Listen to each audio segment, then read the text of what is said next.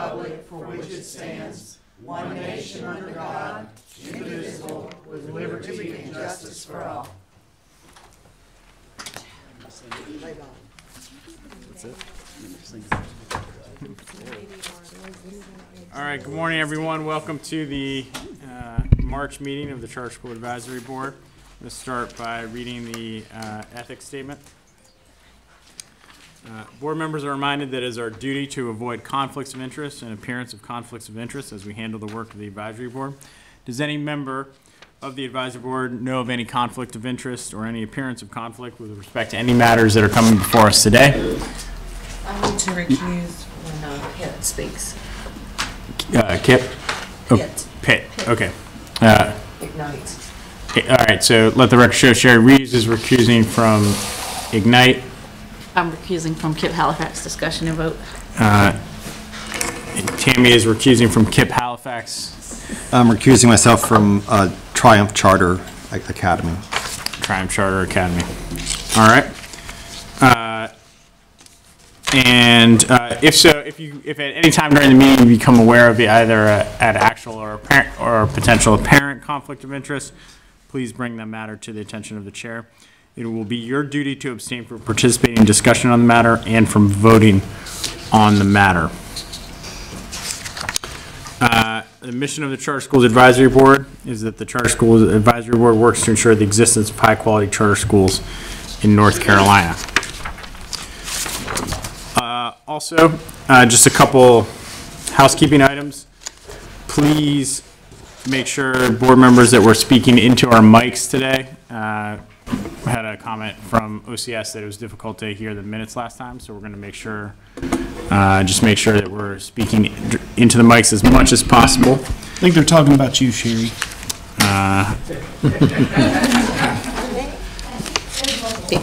Multiple people. And at this time, we will hear any discussion on and move for approval of the February minutes. Ashley, did you get my email about the minutes Was that recent or? last night? It's probably in my inbox. Right, midnight. Well, I move that we approve the minutes You're going to say as revised? with revisions. And I second that. It's been properly moved and second to approve the February minutes with amendments If or you are the revisions. host, press star now. All in Otherwise, favor? please wait. Or any Joined discussion? into the All in process. favor? Aye. All right. So motion carries unanimously. Please announce yourself. All right.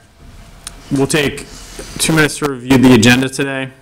So at 9:05, we're going to hear from Kip Halifax and have a vote on their renewal. And then we'll have application updates before we jump into full interviews. First, we have Triumph Charter at 9:35. We'll have Carolina Experimental School at 10:35. Then we'll discuss application changes before lunch. In the afternoon, we'll have 3 clarifications and then discuss Paul R. Brown. We'll have a visit from Ignite Innovation Academy, and then close the day with a closed session discussion with our attorneys, and return tomorrow at 9 a.m. And we'll go over that agenda then. Just for everyone's planning for tomorrow, just in case you were planning your departure, we have a withdrawal from Achieving Excellence Academy of Charlotte. So we're just going to move everything up with a hope to be done by 4 p.m. tomorrow. Any questions or requests for changes to the agenda? Move we approve the agenda. Today we have Kingdom that withdrew. No, they didn't withdraw today. They just went from went to your- no, they just went from acceleration to regular. Sorry. Okay, so Mr. Walker has moved we approve the agenda. I second it. Okay, Ms. Kroger has seconded. Any discussion? All right, it's been properly moved to second. All in favor of approving the agenda? Aye. All right. So moved. All right, at this time, we'll begin with the Kip Halifax renewal.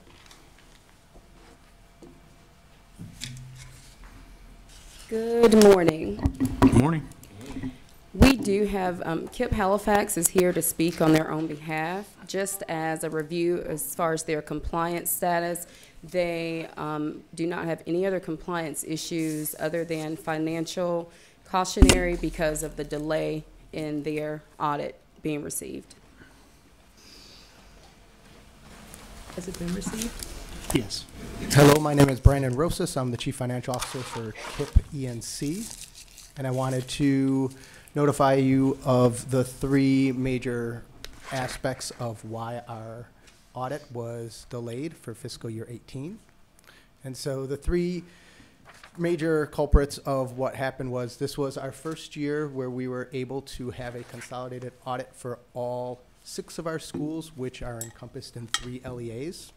And so the complications that arose from managing not just 3 audits, but a 4th consolidated audit, which took all of the information that we had for our 3 different LEAs and consolidated them all, was something that took a little bit longer than we expected.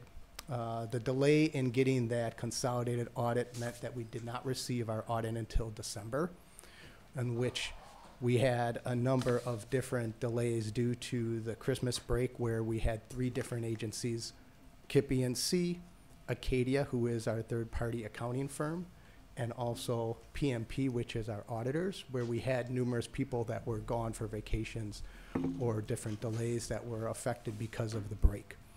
The third aspect was because of a restatement from prior year, fiscal year 17, where there were a number of items that we captured through the fiscal year 18 audit, which we needed to verify through documentation from another provider, which entailed getting some additional loan documentation in the month of January, which we then had to review with our auditors and third-party accounting firm Acadia in order to make sure that we restated that correctly.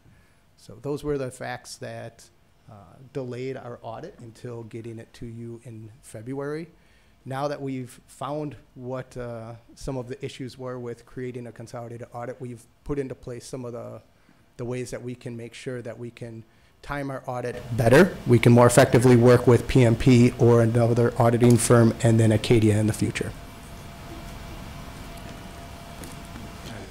Hi, good morning. My name is Doug Kahn, and I'm on the current board member for KIPP ENC.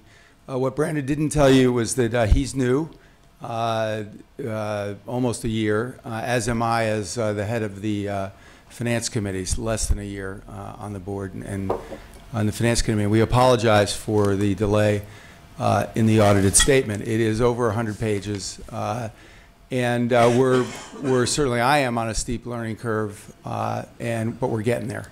We got our arms around this. We'll get our processes in place, and I assure you it won't happen again. Can I ask somebody from FBS a question? Yes.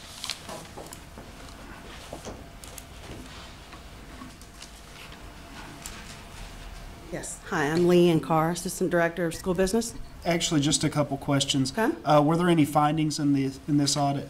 There was a finding for the consolidated report. So again, because of GASB changes, this is the first time they've submitted one combining report with KIPP ENC as the authorizer or the oversight entity, and then KIPP Durham, KIPP Halifax, and KIPP Gaston are also reported separately in the back of the audit. And the finding is considered for the oversight entity and for the 3 schools, and it's a material weakness. It's the duplicate finding for financial statement, federal programs, and state award programs. And it is related to the restatement. During the year, June 30th, 2017, the school failed to record a debt of agreement entered into a self-help credit union. And that, I believe, was actually related to KIPP Halifax, and it was an $8 million debt. But again, that was failed to be recorded in 2017. So the fact that it had to be an adjustment and a restatement, as well as one of the other schools had expensed the acquisition of a building through payments of expenditures to the construction company instead of recording it as a construction. and that was one of the other schools, that was not Halifax. And one of the schools overstated cash in the amount of $150,000 because they didn't record a bank withdrawal, and I believe, again, that was not KIPP Halifax. Okay, so has the issue with KIPP Halifax, has it been resolved then? The LGC received the audit on February 13th and forwarded to me an unapproved, unreviewed version, and I have not received an accepted version from the LGC to date. Brandon, Mr. Rosas, provided it to me February 22nd. We've reviewed it. I anticipate that the LGC, they have a staffing issue, will submit to us a unit letter because of its lateness, and they may address the restatement, but I don't think that there's any financial concerns. Okay. Will they be on any kind of financial status because of the finding? No, they would not be for this finding, and they're actually currently on, as of February 1st, probationary financial status, because across the board on January 1, if the LGC confirms they have not received a charter school audit by then, the charter school will be placed, any charter school will be placed on cautionary status. And then if it's not received in the next 30 days, they're elevated to probationary. And then if it wasn't received by March 1st, we just say that there will be an enforcement action, meaning we'll have them come before CSAB because we don't anticipate putting them in a disciplinary. I will say that this is the 4th consecutive year for late audit submission. I know that there was some change and some new faces, and they're saying it won't happen again, and we certainly hope so, but That was my last question, was has it ever been late before? Oh, yes. It was 193 days late in the 15 audit in 2016. 2016 audit was 140 days late. The 17 audit was received in May, 188 days late. So this is actually the shortest turnaround time. It was 114 days. Some of the days in those prior years may have been included the time from the LGC receiving it to providing it to us. This year we're in the renewal year, we obviously are in contact pretty consistently with them. With the transition to consolidated audit, I mean, so are we in a position where we can't really talk about things specific to KIPP Halifax or specific to, because it's just one audit now? How do we approach that? Okay, actually, and I should have provided an example, but we worked with the LGC last year as they worked to provide illustrative statements to the auditors, and we looked at different states as to what we could accept, and Alexis and I met with Sharon Edmondson and several of their staff members, and they made sure to require the auditor provide it broken out in the latter part of the financial statements, all of the elements that we include in our framework and that we typically would identify any financial solvency issues, and it's broken out by school.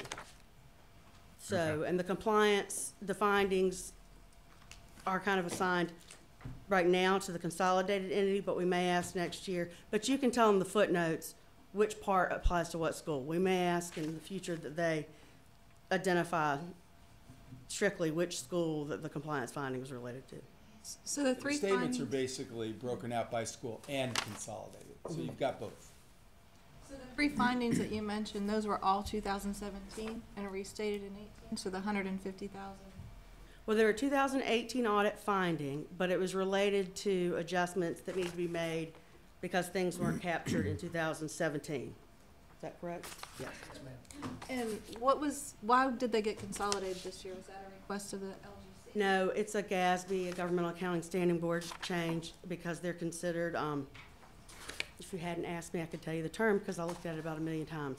But anytime, we kind of loosely use the term a network of charter schools.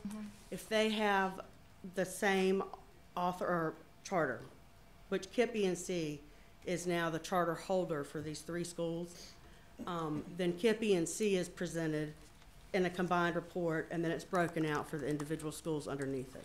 And we have probably 4 or 5 different entities that we are now getting audit reports like that for. I mean, So, I'll have to discuss with Alexis, but my assumption is that after today's meeting, we'll remove the noncompliance for the 3 schools for late reporting because it's been rectified. One of the schools did have a very small unassigned governmental fund balance. They'll be put on cautionary, but it's not KIPP Halifax. Okay, I mean, I've gone back and looked at the student performance, and, you know, they've been comparable the last 3 years. They've actually exceeded by about 12% on grade level proficiency in the last 2 years. Grade wasn't great last year. It was a D, and growth wasn't met. You know, looking across academically, the school compared to Halifax County's doing well. And so if it weren't for all the audit issues, they would be entitled to a 10-year charter under the statute. But, I mean, and it'd be one thing if it was this audit was late, you know, by 30 days, but it's 114 days late, and the one before that was 188 days late, and the one before that was 149, or whatever those numbers were. And I mean, I just think, you know, that's was for the term of the charter, that I don't think the audit's ever been turned in on time since the school's been there. I just think there has to be some sort of, you can't walk out with a 10-year with 4 years of late audits when every one of your audits been late. I mean, I think it's got to be a 7 or a 5 or something like that, but that's just me opening up what I'm thinking. Did you say they were a D with not met? Right. But the year before that, they were C and exceeded growth. And even with the D not met, they still are exceeding the LEA? By 12%. Okay. It's Halifax County, which has some of the lower scores in the state.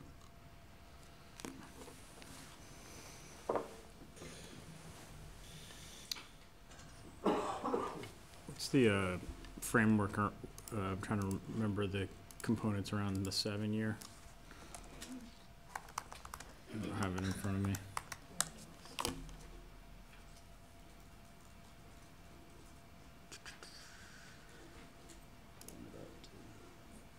Here, go back to that. So if I could ask, how many years renewal are they looking for? Well, I'm sure they want 10. I think everybody's always looking for 10. I would agree with Stephen that we can't do the 10. And I would lean more toward the 5. Because it's been every year, and that'll give them 5 years for all the new people that have gotten staff. Great.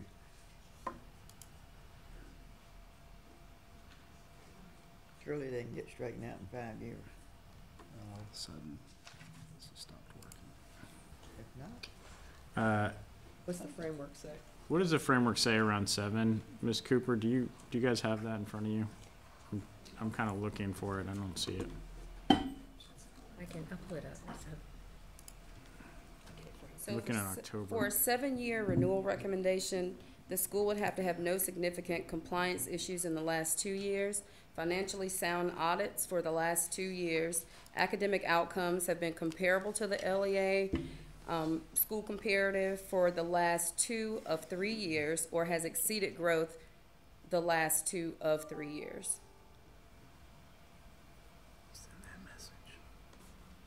Is being on, do we consider being on cautionary, financial, and probationary disciplinary status as non-compliance, right? That is correct. I'm sorry, cautionary is usually not.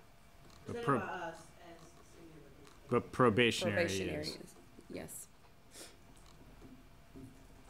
Can't get on the state board website. Okay. Thoughts? Mr. Chair, forgive my ignorance, but this whole consolidation issue, is this about consolidating the finances of 3 schools? No, just the audit. Just the reporting. You do one audit per nonprofit board.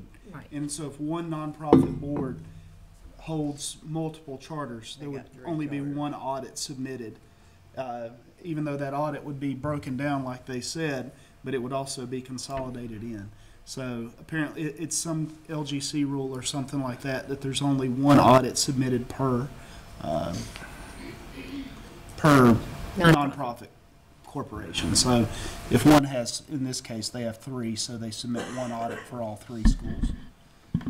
Can we get some clarification from Ms. Kerr that where the change came from? Did it come from FPS? Did it come from LGC? It's actually a federal audit standard. It's a reporting requirement. It's GASB, I'm gonna say 75, don't hold me to that, but it was, it's one of the changes that the AICPA makes in conjunction and consultation with a lot of federal level entities about reporting standards. 2 of the big ones in the past few years have been that reporting of retirement, the pension contribution, their prorated amount owed in the future, which is one of the reasons we went to unassigned governmental fund balance as far as for compliance purposes. And then there was the other pension, other retirement-related benefits, OPEB.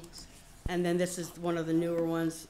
It's just a consolidation of the reporting mechanism for, and I cannot think of the accurate term right now, but it's for kind of related entities that operate independently but under one oversight. So for example, and I can't remember all the other schools, but I think South Brunswick and a couple. Roger Bacon Academy. Yes, they all had a combined consolidated report, but broken out within that report as well. So it's a higher level than us. It's in the auditors, if they're CPA, they're required to follow that for the single audit standards. Mr. Okay, Chair. so that, Go ahead. that explains this year. I know you guys haven't been there the whole time, but can somebody explain why the last 3 years, the previous 3 years were late? I don't think so. I wish I could. Unfortunately, my predecessor is no longer with our organization, You guys don't know. so I do not know. That may be why your predecessor's not with the organization. Mr. Chair, since we're running short on time, I move that we recommend to the state board that KIPP Halifax receive a 5-year renewal. I second it. I'm sorry, would you repeat that? 5-year. 5-year. I think 5-year gives plenty of time to tidy up this stuff and then puts you in a position to have a clean compliance record and then get solid 10-year renewals after that. All right, any further discussion? It's been properly moved and seconded. All in favor of the motion? All right, motion carries unanimously. Heather on the phone, too. Oh, who's on the? I think Heather's on the phone. Heather, are you on the phone? All right, do you approve the motion? Yes. Okay, so motion carries unanimously with Ms. Sutton's recusal. All right, great. For 5 years. 5 years. Yeah, 5 years on.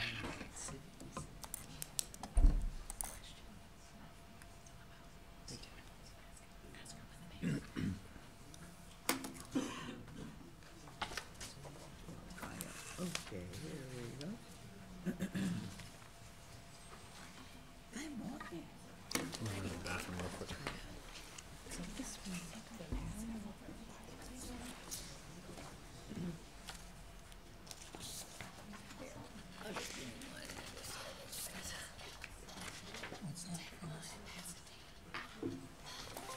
Oh, excuse me.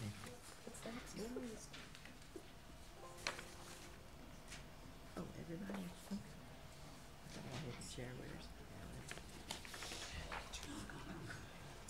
Here. Is it 12? Is it 12? Go ahead and start. To Chair Quigley, Vice Chair Walker, Committee Co-Chair Kakadelis, and all respected members of the board, good morning.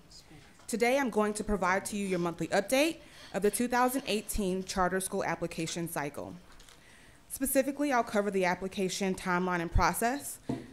I'll outline the applicant groups appearing before you this month for clarification and full interviews. I will propose, so this is our last month of clarification interviews, so I will not be proposing a set of applicants to come before you for next month. Round of applause for you all. And finally, I will leave time for any closing questions or remarks. As you know, This board recommended a timeline and process which was approved by the state board in May of last year. For the sake of time, I won't go into detail on the timeline and process unless there are specific questions.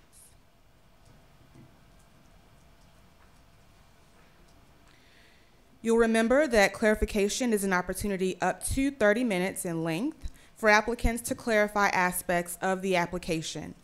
This review is conducted at the committee level and led by either the committee chair or the CSAB chair, Alex Quigley. Those assignments are outlined for you on the agenda. I will remind the board of suggested time limits prior to the clarification interviews that take place this afternoon.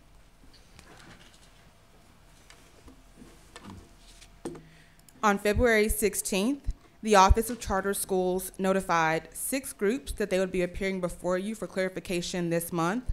On March 4th, we released clarification rubrics to those applicants, and any documentation that was submitted by Friday has been uploaded to eBoard. We did have 1 applicant to withdraw from the process on March 8th.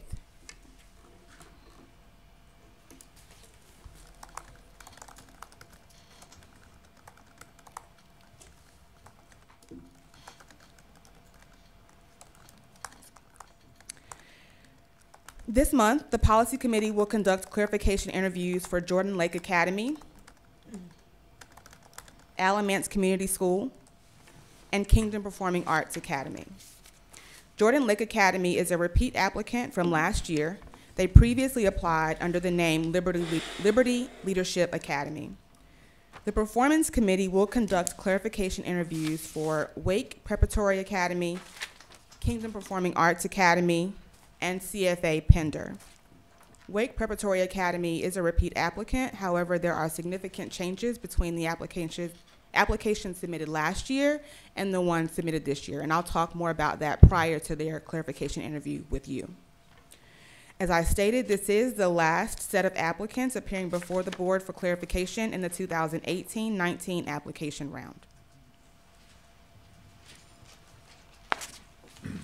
This brings us to the full interviews that will take place today.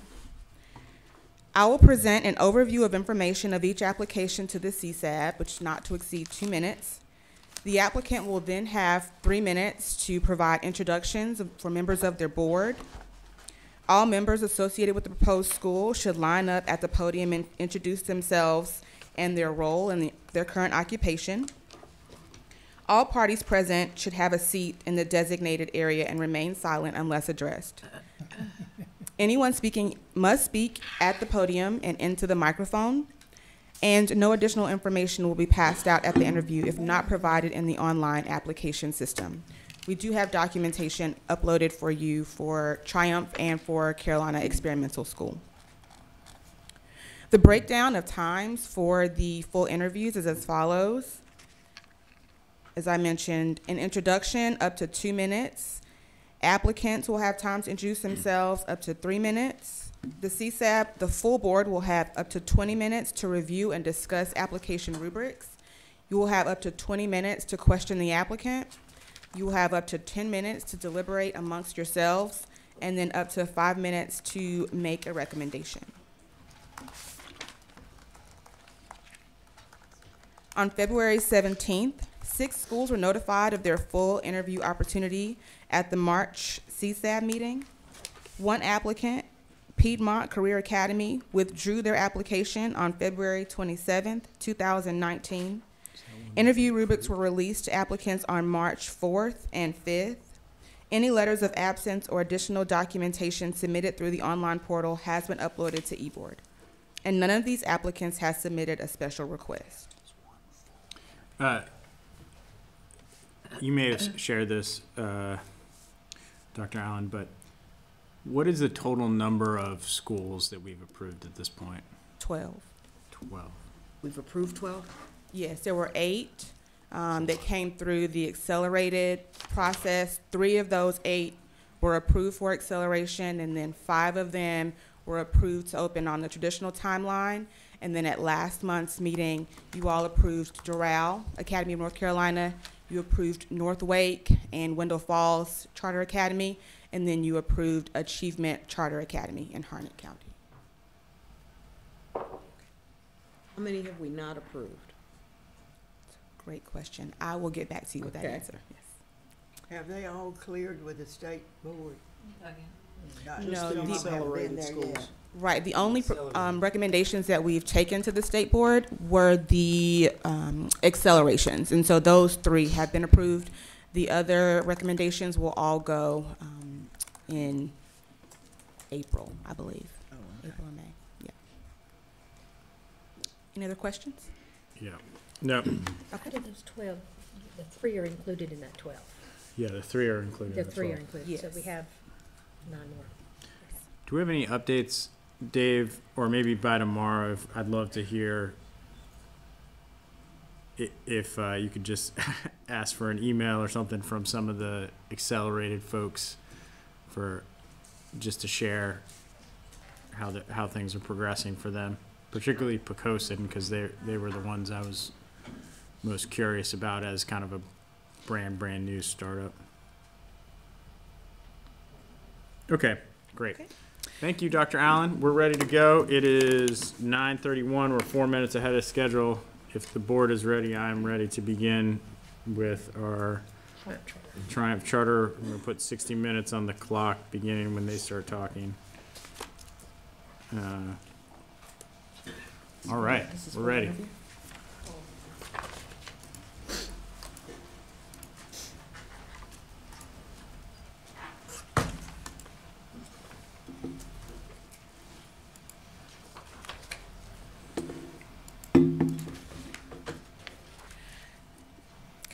The applicant appearing before the board today is Triumph Charter Academy. This interview will be led by Chair Alex Quigley. The proposed county is Robinson. Proposed grade levels and projected student enrollment are as follows. Year 1, K through 6, 470 students. Year 2, K through 7, 576 students. Year 3, K through 8, 682 students. Year 4, K through 8, 738 students. Year 5, K through 8, 800 students. We do not have an LEA impact or due diligence completed for this application. Pass-fail ratings are as follows. Mission, purposes, and goals, all pass. Education plans, all pass. Governance and capacity, all pass. Operations, 2 pass, 3 fail. Finance, 4 pass, 1 fail. This applicant has not asked for a special request. They are not a repeat applicant. They did not receive third-party assistance, and the application was deemed complete. You all have 3 minutes to introduce yourselves. All right. Good morning. Morning. Chairman and members of the CSEB board, we are delighted to be here again for our final clarification interview today. Again, we found your questions very valuable to us, and you have received some clarification information from our board and also a revised budget. We do have 100% of our board members in attendance today. We also have board chair and president of Five Porches with us. Our full board has been very diligent to task. We have divided ourselves into 4 committees. Those are governance and operations, academic excellence, community outreach, and finance and development.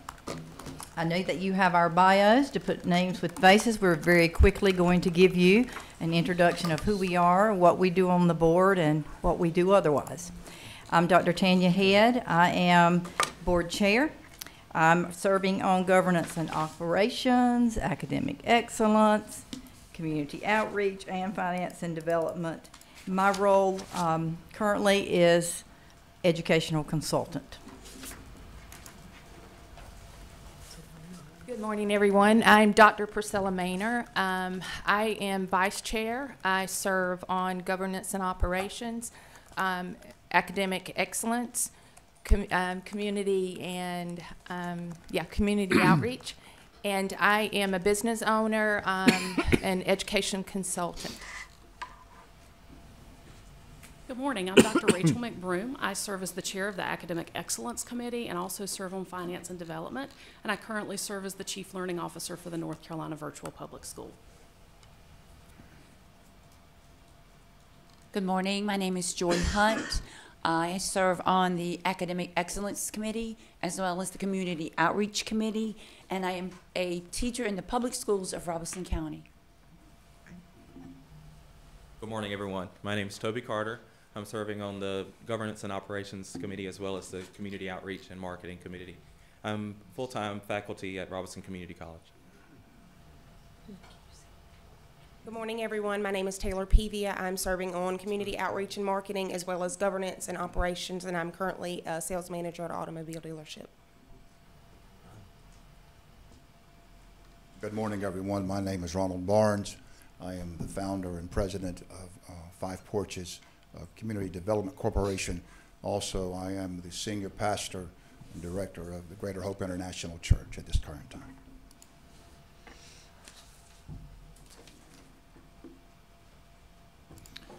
Great. So going back to clarification, we kind of talked a little bit about enrollment, and I'd like to start there and then just kind of move right down the line. We will probably need to spend a little time in operations and in governance just to make sure we're 100% clear on. I think we got some clarity on it during the original interview around the different kind of nonprofit entities and the Five Porches group that's part of this, but I think we can spend the, it definitely seems like a strong board. They've assembled a good board of folks, so I want to start with enrollment. Do other people have things that they feel like they want to focus in on today with Trump? I think it's enrollment and operations, and all the operations issues go back to enrollment. Yeah. All right. Like, So would the transportation plan be sufficient? Okay, great. Have that many students. Facility the facility they talked about, it said in October of 2018 they'd have a better idea, so I want to know where they are since we're past October of 2018. Great. So let's start with, give us an understanding around enrollment. You have a very ambitious enrollment plan for, what is a small rural county spanning multiple grades. And it's significant. So help us understand how you feel that's going to be feasible. Certainly, thank you for the opportunity. You'll notice in Appendix 1A of our application, we reference some of the publicly available data around the number of students in Robeson County who are being homeschooled or being served in private schools that are authorized by the state's Department of Administration. We certainly have heard, as members of the county, questions and comments from friends and colleagues of their desire for a different opportunity and choice. Many of them are acting upon that, as we shared in March with you. We have heard numerous stories from all around the county of families that are enduring the hardship, both financially and via the time involved, to send their children to charter schools outside of Robeson County and also to private schools outside of the county and the state. We actually currently have at least two either nonprofit, private, or the charter school that's in existence, CIS, are running buses to at least one or two stops. And so we do have private schools coming from a different county to bus children out of Robeson County to their private school site in an adjoining county. As we stated in March, we do have our survey, and we had the foresight when developing that survey to ask respondents to identify their children by the grade level that they would be in 2020 should the school open. And so as we shared in March, though it's about 350 surveys, they represent approximately 550 students that would be in grade level served should the school open in 2020. We have also since March learned through various means that CIS, which we reference in the application having a wait list and having to go into lottery, they currently have 45 students on the wait list for their kindergarten grade level, not including the children that have sibling preference. So that's 45 families and children waiting to get into an opportunity for their students to be served in a different option than what's currently available. Where is CIS located? CIS is, if you look at the map up there, I'm we're to the looking at far it right east. here. Yes, to the far east. Outside of Elizabethtown. I'm sorry, I should have said Southeastern. I said the wrong school. I apologize for that. Okay, CIS is middle school. Southeastern That's what I was is the wondering. K-8 school. Apologize for that. Which So one it is Southeastern that has the 45 students on the wait list for kindergarten, not including sibling preference applications. Southeastern's pretty small. It is very small, and they were limited by the facility. The facility they were given limits their enrollment. What's the geography between your proposed site and the two existing charter schools, approximately? This school will be in Lumberton? I would say about 18 miles, and so, you know, again, different population. We are trying to kind of go more centrally located. We're along trying to be the major thoroughfares of I-95 and or Highway 211, which kind of cut through the center of our county. Southeastern is actually between Layton and Robinson County. So are you going to be in Lumberton? Or are you going to be North in of Lumberton. Yes. North of Lumberton? Barker? That area? Lumberton. We're looking in the Lumberton area. That's basically Lumberton. Both of those schools, both CIS and Southeastern, are small schools. CIS is 120 kids, Southeastern is 218. Both of those schools had the opportunity to expand this year. CIS could have gone from 120 to 156. Southeastern could have gone from 218 to 253, and both chose not to. Facilities, as we were saying, their facilities limit their ability to continue to expand. Yeah, but schools that feel that there's a really big demand and, you know, want to serve more, I mean, I don't know. I do think facilities is an issue. We also see people mitigate facility issues if they want to grow and see a real Plus, those are capacity considerably to grow. smaller than what they're wanting to start with. Right.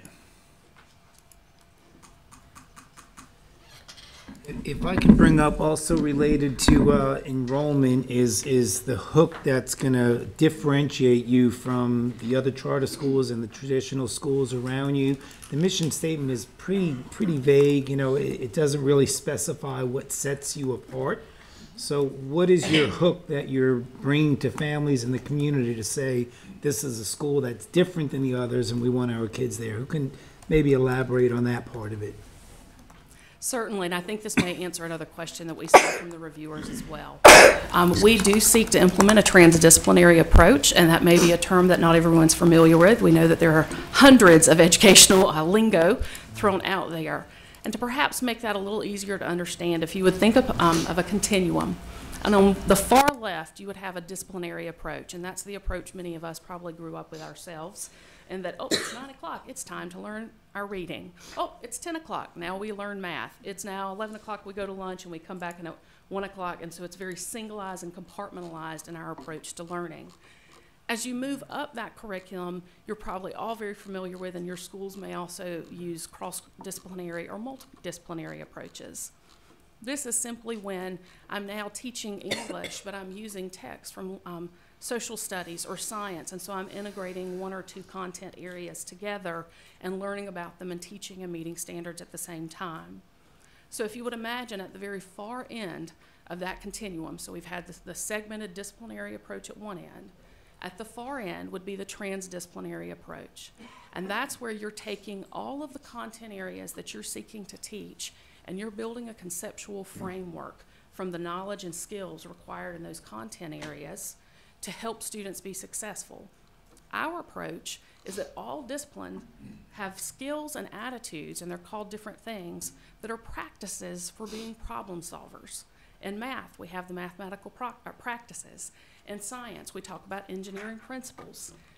Our teachers will build on that to build a conceptual framework to develop problem solvers. We're actually going to have students identifying relevant problems in our community. They may even want to go larger than our community and go to the state. And they're going to identify what those problems are, and they'll be equipped with the skills and the knowledge to be able, through the various content areas, still meet those standards. So imagine an ELA lesson. We're using the EL curriculum. Forgive me for a minute, my mouth's getting really dry. They'll use the EL curriculum. They'll use the texts that come with it to practice the skills to understand and interpret informational text. They'll then turn around and use informational texts that are relevant to the problem they're attempting to solve in our community that they have identified and bought into. And that would continue throughout the day. They might, in their math class, been focusing on how to collect data and graphically represent it and how to interpret those graphs. I have really dry mouth. Sorry. At that point, They'll practice, again, using the curriculum that we have identified to learn those skills on practice data that really doesn't mean much to them, right? It's the data that comes with the curriculum. So at that point, they can then shift again and use data that they, as a class, have been able to create a survey and use the data they've collected from the community to help inform their solution to the problem, again, that the students have identified. And that model would continue throughout the day. Through the use of technology, our teachers would use a combination of whole class, small group, and students working individually on their devices to have their personalized learning path be met. So as you can imagine in the classroom, kids come in, thank you.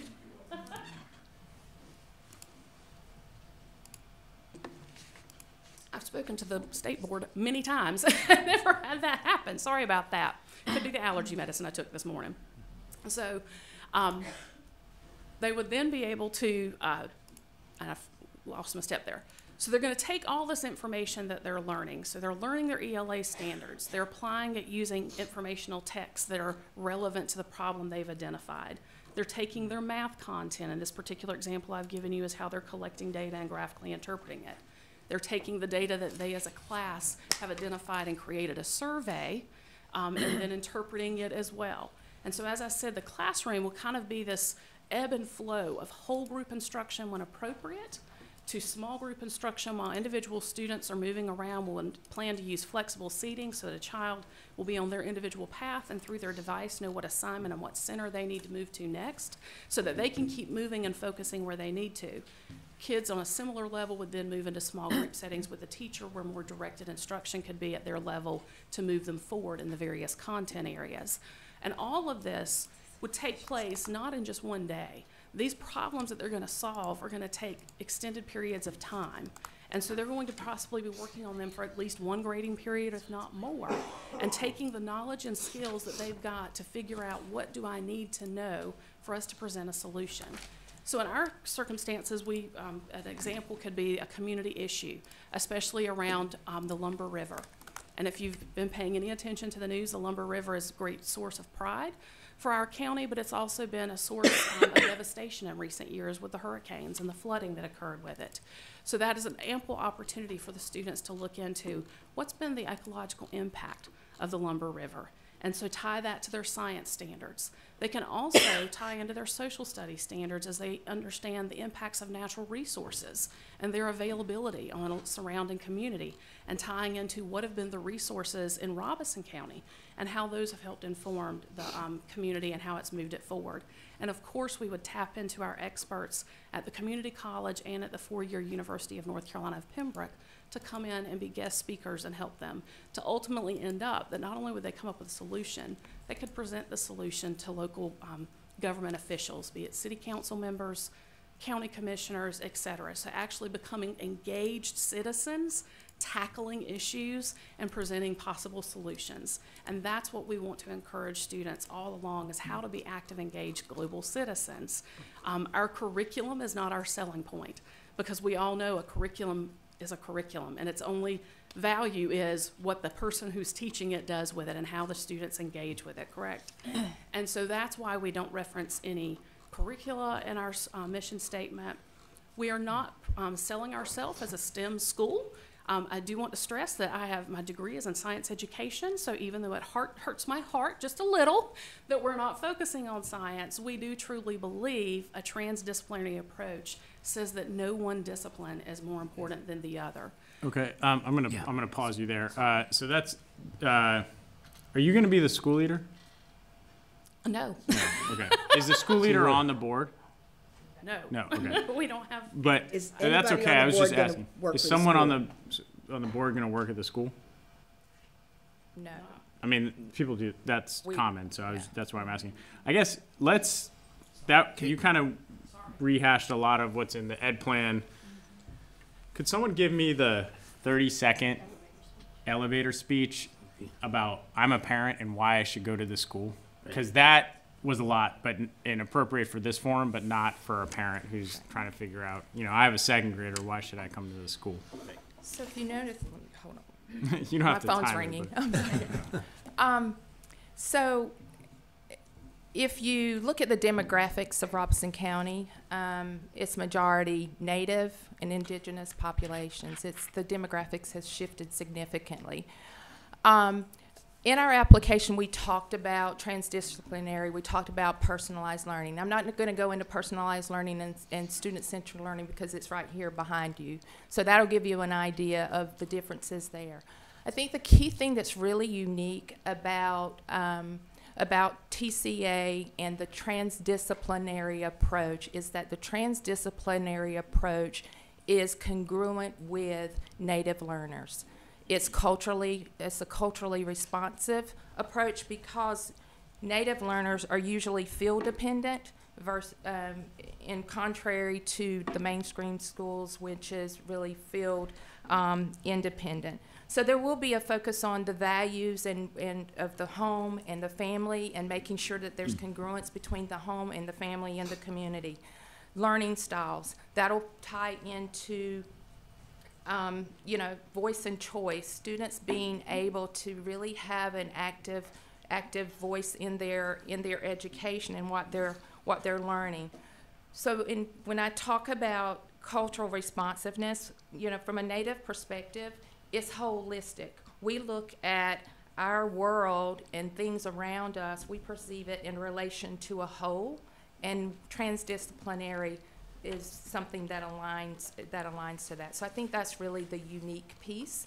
You know, project-based learning, all of those instructional practices that support personalized learning, I think that's our key, those would be our key talking points. But the added piece I think would be of interest to our population of students will be the cultural responsiveness. Is this the elevator speech? Is this what you would say to a parent? That's not okay, yet. could someone tell me what we would say to a parent? I mean, because... I didn't get it yet. Chairman, if you will, I have a kindergartner currently, and unfortunately, he's not in the county school system. The elevator speech that you're looking for is just that. I wish that I could say that I would be proud to send him to the current option available, but absolutely not. And I think you all know the challenges that are being faced by the area.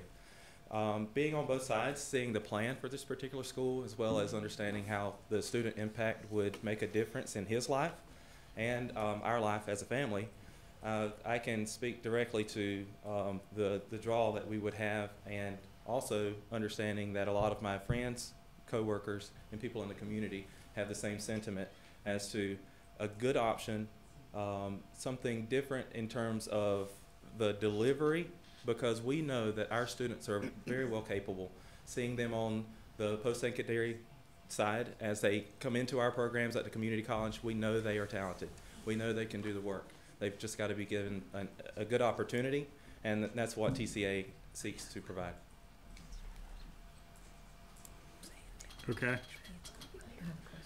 Yeah, go ahead. I'm lacking clarity here with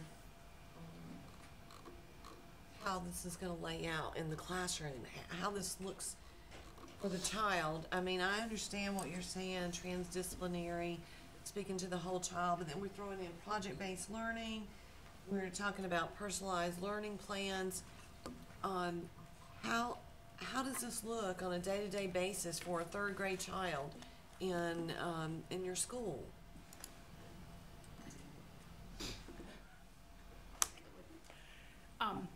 So personalized learning plans would be the way that teachers are trying to map out what's happening in their classroom. So at the beginning of the year and throughout the year, as they're moving to new standards, they're self-assessing. And they're seeing what their students already bringing in that they may already have knowledge.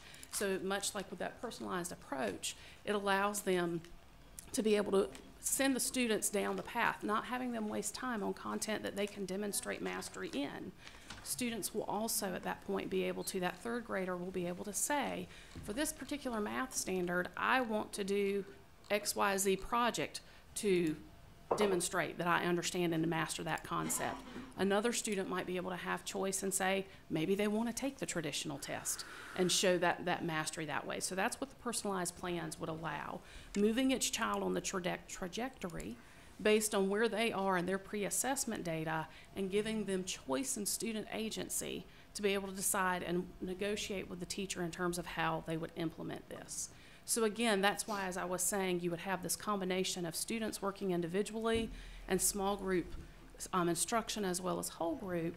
The classroom's going to have to be flexible in that way. I liken it to our teachers are going to be conductors of symphonies. There are lots of different instruments in that symphony, and they make a beautiful, beautiful music together. But that conductor is working with each different type of instrument individually to learn their part of it and have them playing along at the same time as the other instruments in the room. And so our children are like those instruments, and the music and the tune that they're playing is the path they each have to take to get to where they need to be at the end of that year, which is demonstrating the mastery on that content. Let's make it more granular, because like I'm hearing a lot of kind of like, we're up here. Okay. Like I want it, like, walk me through a schedule. Tell me, what is a classroom going to look like? How much time are they spending in whole group versus small group? What's the... I want to know the LEA. I want to know how they're going to distribute. Yeah. Okay. Well, and then I'm going to follow up with a question about EL. Okay. Again, I'm Joy Hunt. I am a teacher in the public schools of Robeson County. I use a holistic approach in my classroom, and thank you very much. I've been rewarded for that. Take, for instance, learning about area in 5th grade. We've learned all the formulas for area, for parallelogram, square, triangle, rectangle. We've learned the formulas for circumference, using your radius or your diameter, and we've learned volume. We've learned all those formulas.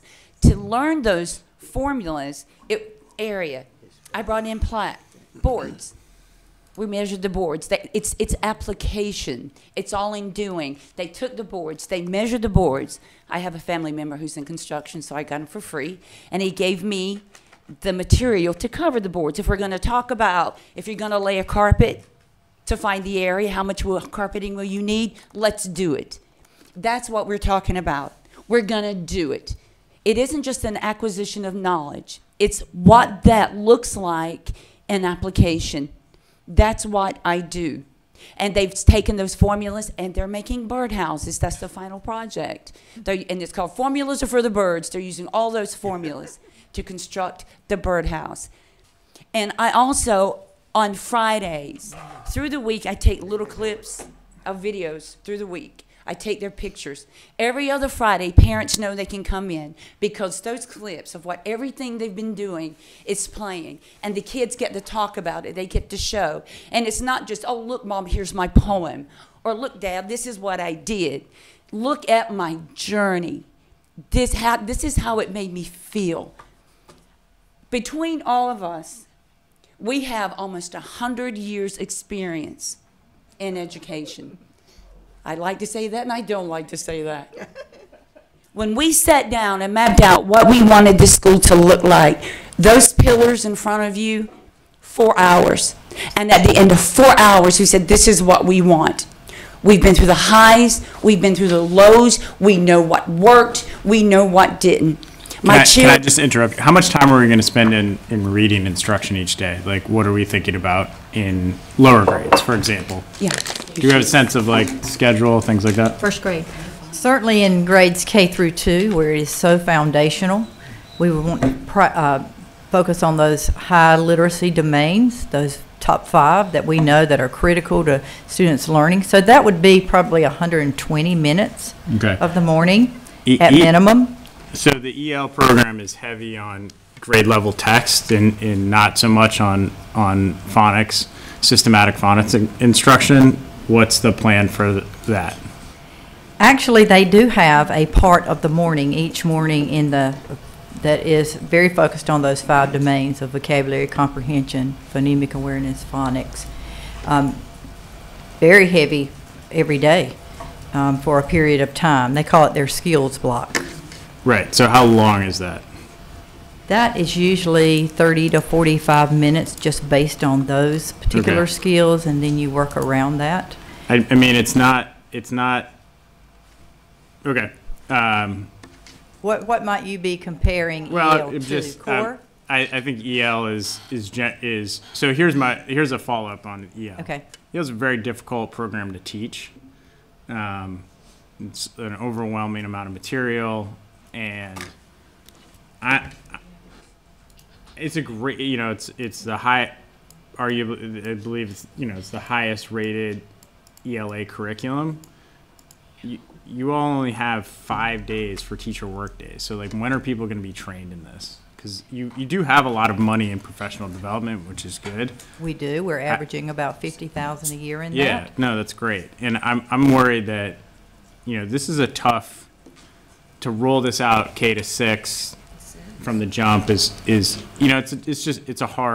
it's difficult. It's difficult for teachers to teach. It requires a great deal of intellectual prep. Well, and also you're going to have to learn this trans. Yeah, it's just a lot. At the same time, and it's a lot. Knowing the what we're seeing in the performance of your county. Yes. You're already, especially coming in 3rd, 4th, 5th, and 6th grade, you're going to have kids that are well below grade level. So how are you going to do the remediation of that, doing the projects and solving? I mean, I'm struggling with that. Well, I think that a test score is one measure of a child's intelligence. We really want to tap into many formative assessment. And I understand that. Right. But we renew you in charter schools. And it's based on just, that data.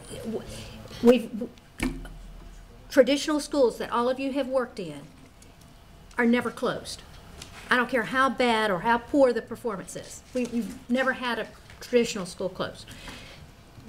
We are now looking, we have been charter schools. That's one of our unique, we give you flexibility, but then we close you or revoke your charter.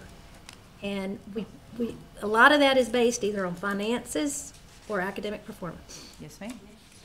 But we believe once we do our learner profiles and we have a different approach with children, what a lot of schools, and I take nothing away from any school because all teachers work very hard and schools work very hard in North Carolina. And they've been provided with many great resources. We take nothing away from that. But if we can support a program that takes the child a step further and really addresses all components of that child, we'll have a learner advocate on site, and that position will work very heavily with families. And we understand that 470 students may sound like a lot, but that is way less than 1% of the 22,000 students in Robeson County. That is way less than 1% of that population. So we feel we can get those kids. We feel that we can have the staff. Of course, now, any charter school would be worried about staffing. And if we're very transparent and honest, we know we have to have the right people. We have to have the right boots on the ground with the right training. Our plan is to do 2 to 3 weeks additional training in the summer before students ever arrive to make sure that our teachers do know what the protocols will be, what the curriculum will be, that we put the materials in their hands early, give them ample opportunities to explore those materials. And still, it will take us the first year to kind of indoctrinate everyone to a new approach. But the question is it doable? And we believe it is. If we didn't believe that, we wouldn't stand before you. So, kind of building off of what Linda Lynn was saying, and you're taking kids who are already in tested grades, some of whom will be multiple years below grade level. And you say you've thought about that, but then one of your goals is that you'll be a grade B by year 2. But your schools, you're telling me they're coming from 22 schools that are all D's and F's. So when I hear what you want to do, and then I hear you say we've thought through who we're getting, and then you tell me you want to be a B in 2 years, those things don't go together to me. Was it 2 years or 3 years that we said we would be a B? It says by year 2. By year 2. Okay. Okay, so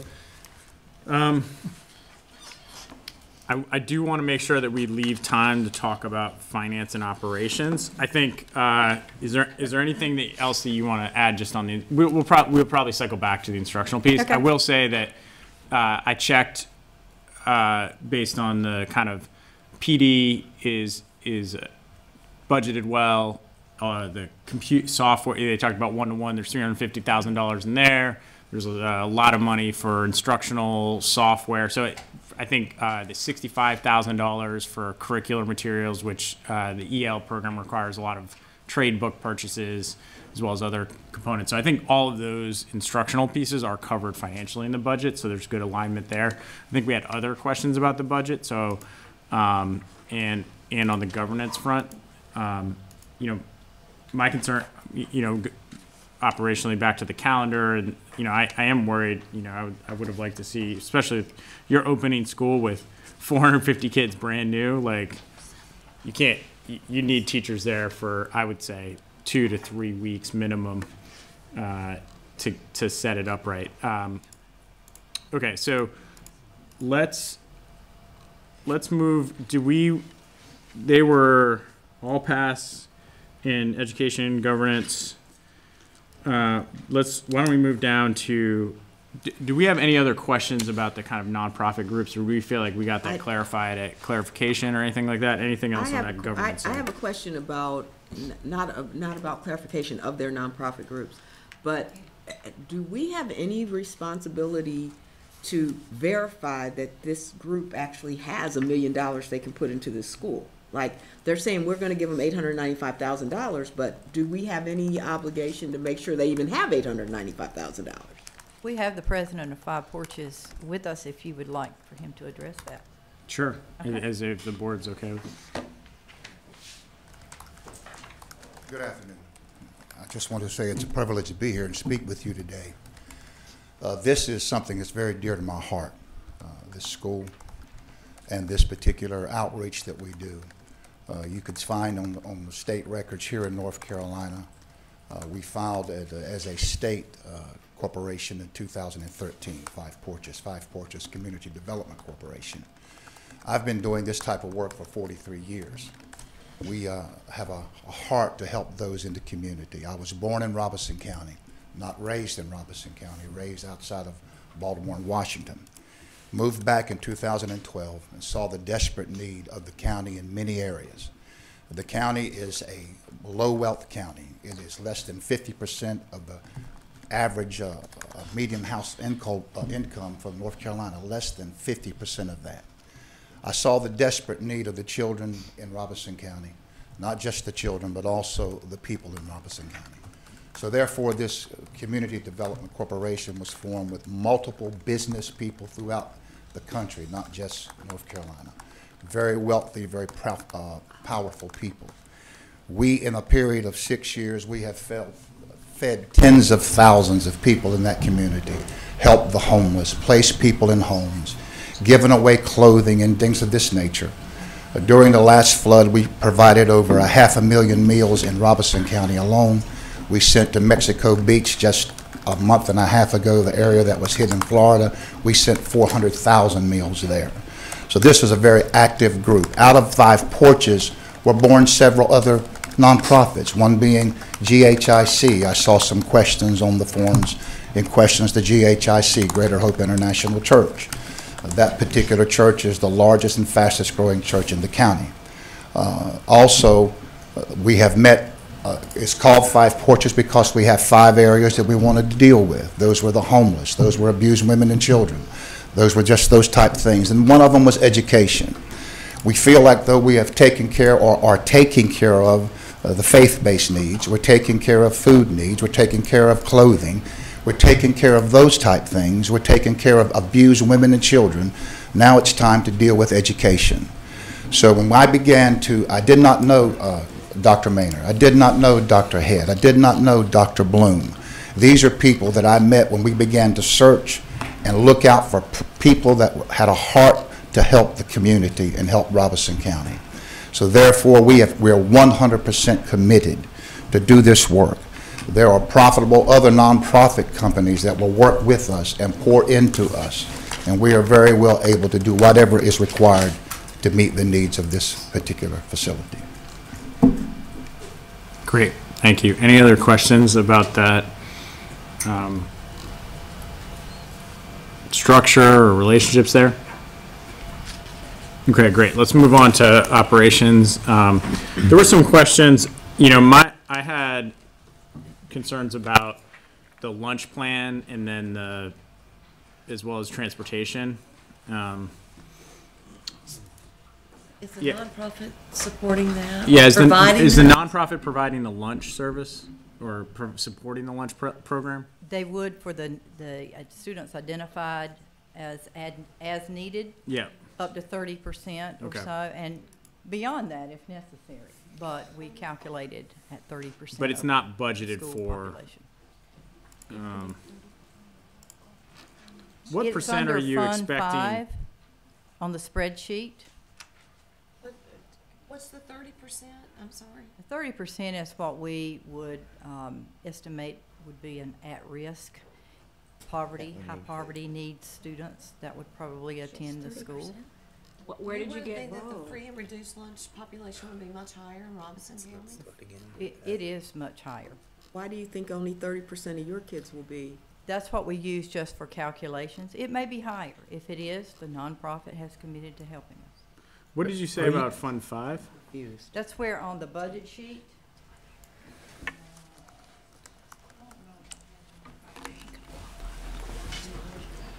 It should be in the revenue section. Yeah. It's a separate category.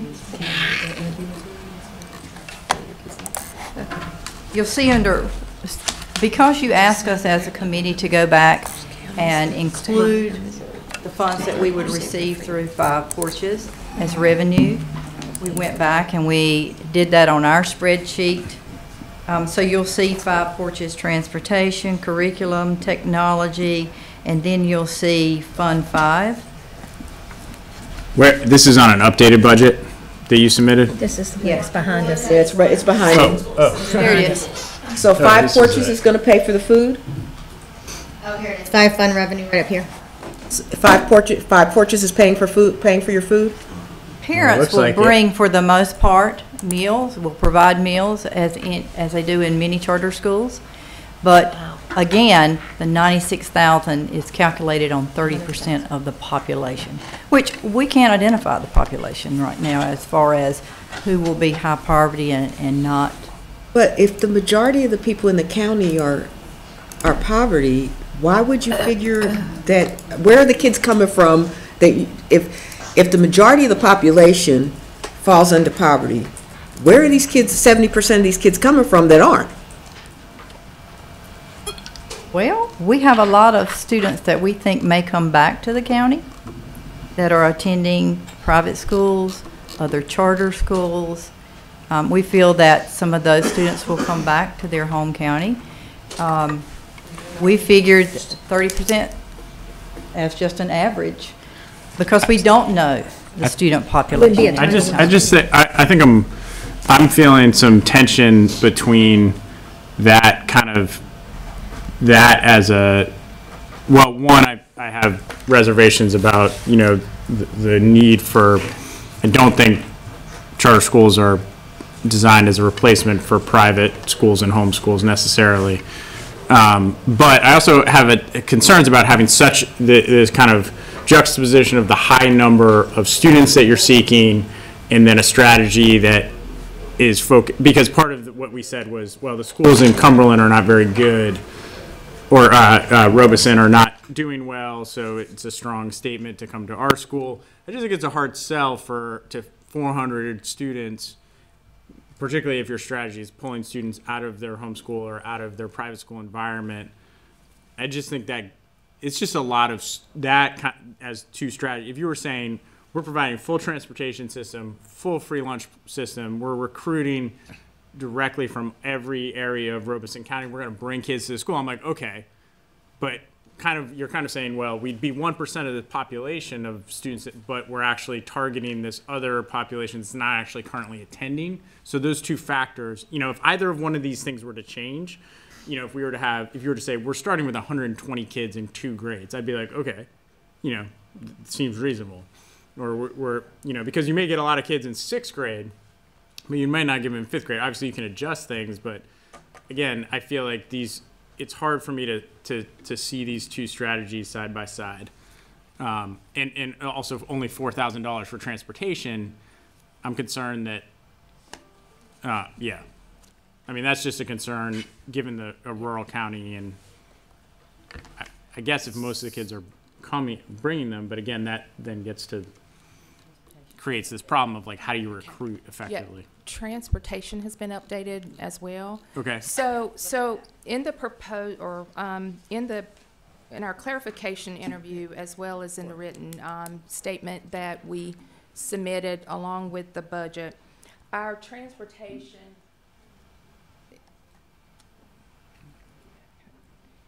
Just transportation. Yeah. So what is Five Porches like return on investment for this? That's a lot. Now we're talking about over almost $300,000. Well, that they're actually total, No, Five Porches is almost saying $1 million. $895,000 in year 1. so they're not going to get. It's just a donation. Yeah, it's a donation. It's a community development corporation Okay. that is investing in several states in communities that are identical to demographically to. What's their like what's their? Do you have a sense of the amount of capacity that they have nationally, or like how much That's the money are we question I talking was about? asking Is this earlier. in perpetuity or a There is, startup grant?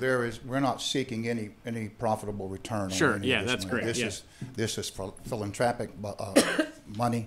Yeah. People who have more money than I can ever count. Yeah. Who want to do great things for communities. Is there a commitment and timeline? Is it $3 million over 3 years? We've Like, committed to a 5-year program, a 5-year commitment to Uh, Five Porches.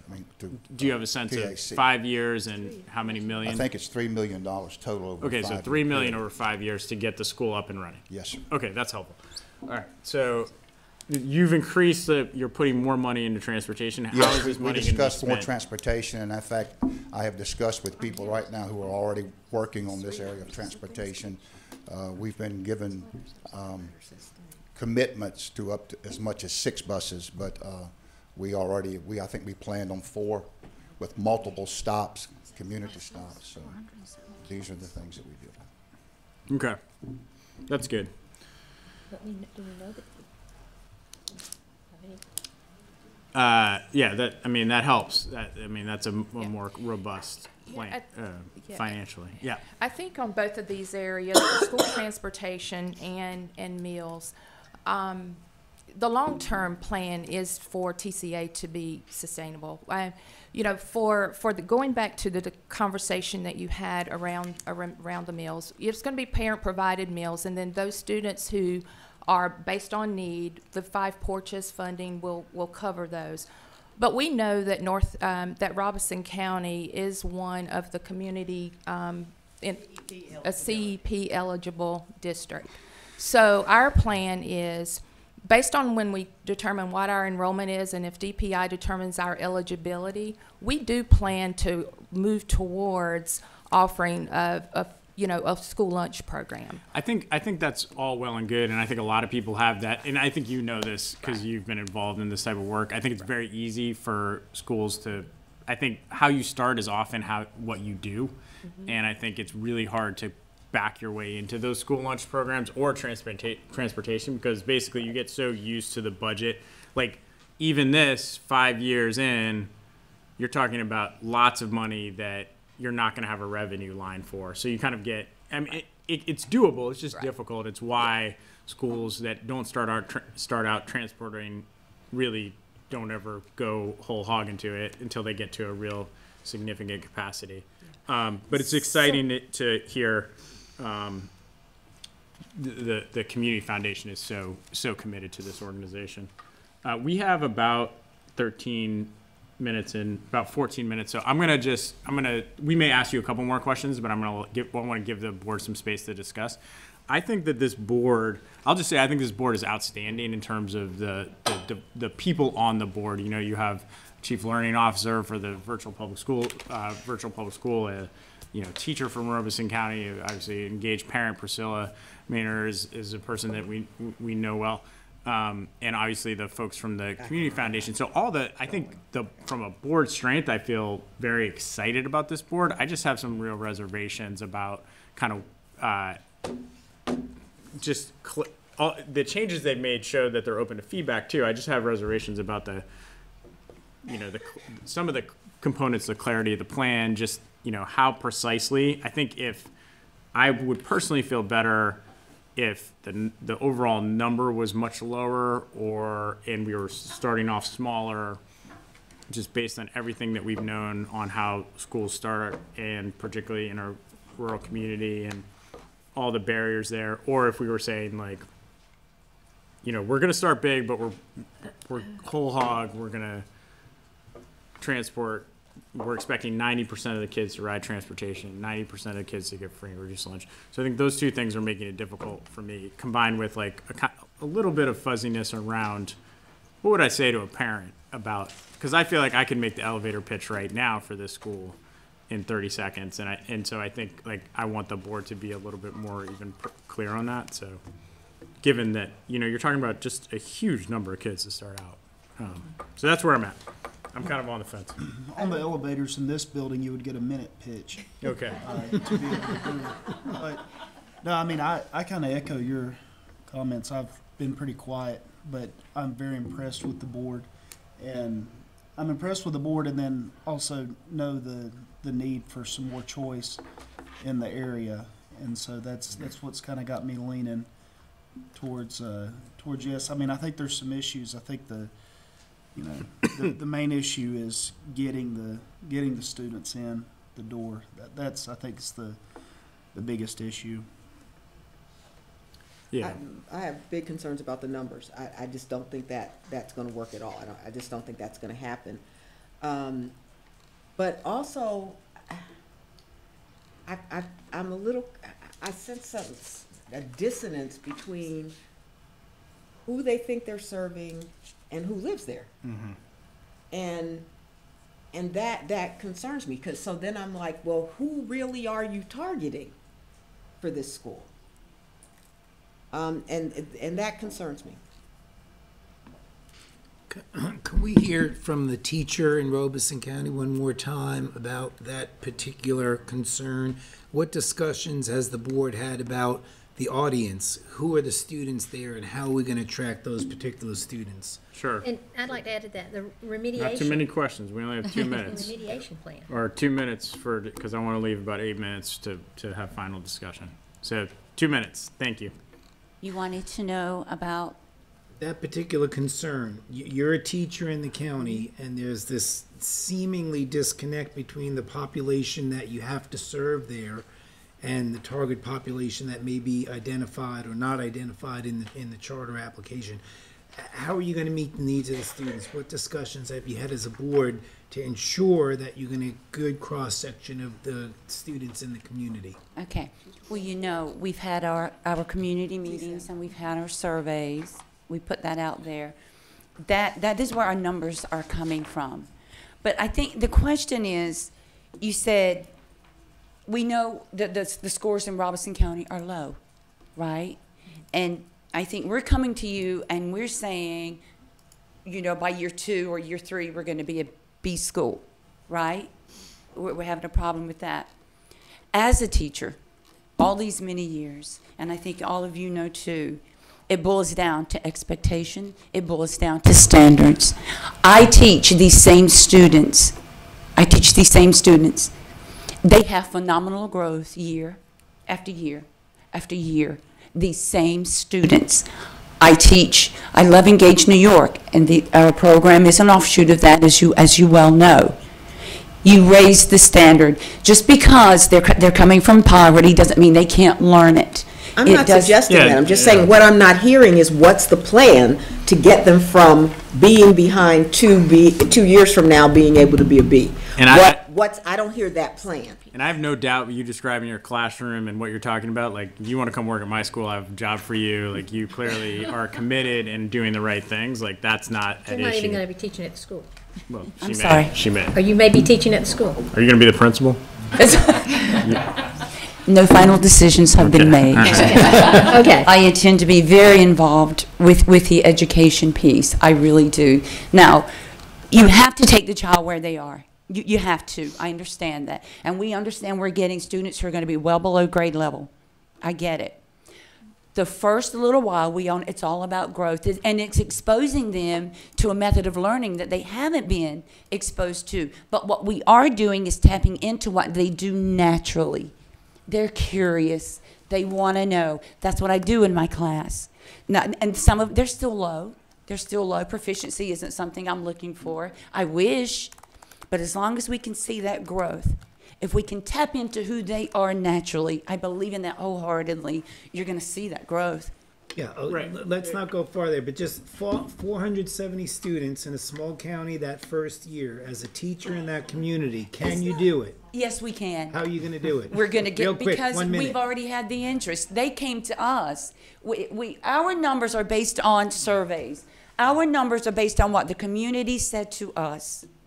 Those where the numbers came from. Are those Robinson County are isn't so those the small. homeschool parents, or those the parents who students are in private school? Are these parents The general populace, it's not just private school. I think what's concerning me is All right, I know- I'm sorry. You can sit down. I want to make sure. Thank you. You're doing great. Thank you. Thank you for taking a day out of your class to be here. the need of this county is so great, and it's concerning that they're not saying we want 100% of these impoverished kids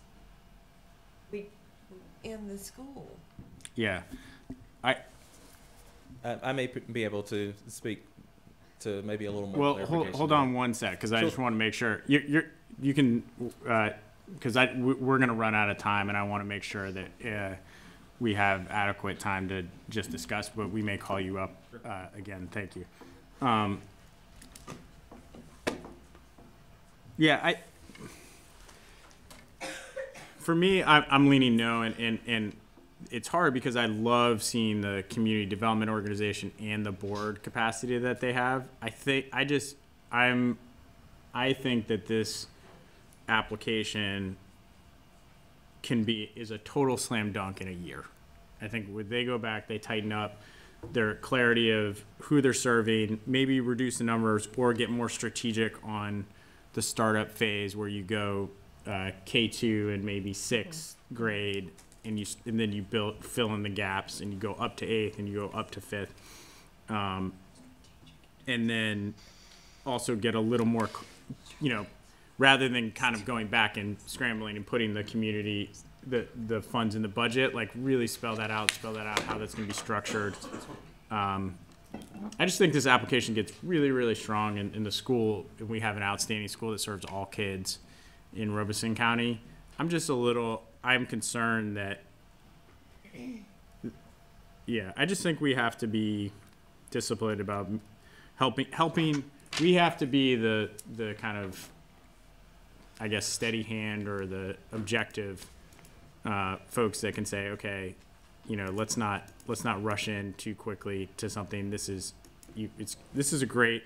I feel really good about this, about the board, and there's a lot of good stuff in the application. I think I would feel really great in a year, because I know that if they're really committed, and I think they are, they'll come back with basically a top rated application.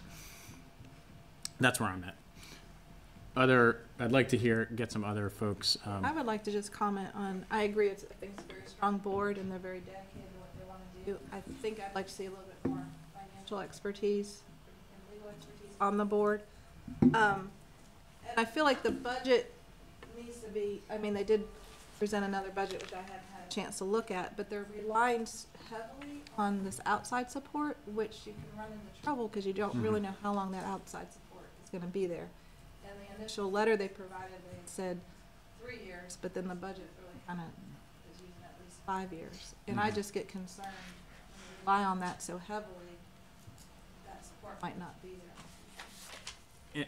And I would just this is just a broad comment, taking as chair. I think we all feel, and we feel from our board, from the boards applying and ourselves, the urgency of low performance in schools. It feels every day. It feels like, okay, we got to get this school going, because we need a better option. Like, and I believe deeply in choice, and I believe we want to have those options available. I also think that a great option as opposed to a okay. I think I think that doesn't mean that taking time is a bad thing necessarily. I think it's very easy to feel that pressure of urgency, but also I think getting it right is more important than getting it fast. I was just gonna say, the board is strong. You guys, there's no question about that. You can make something happen.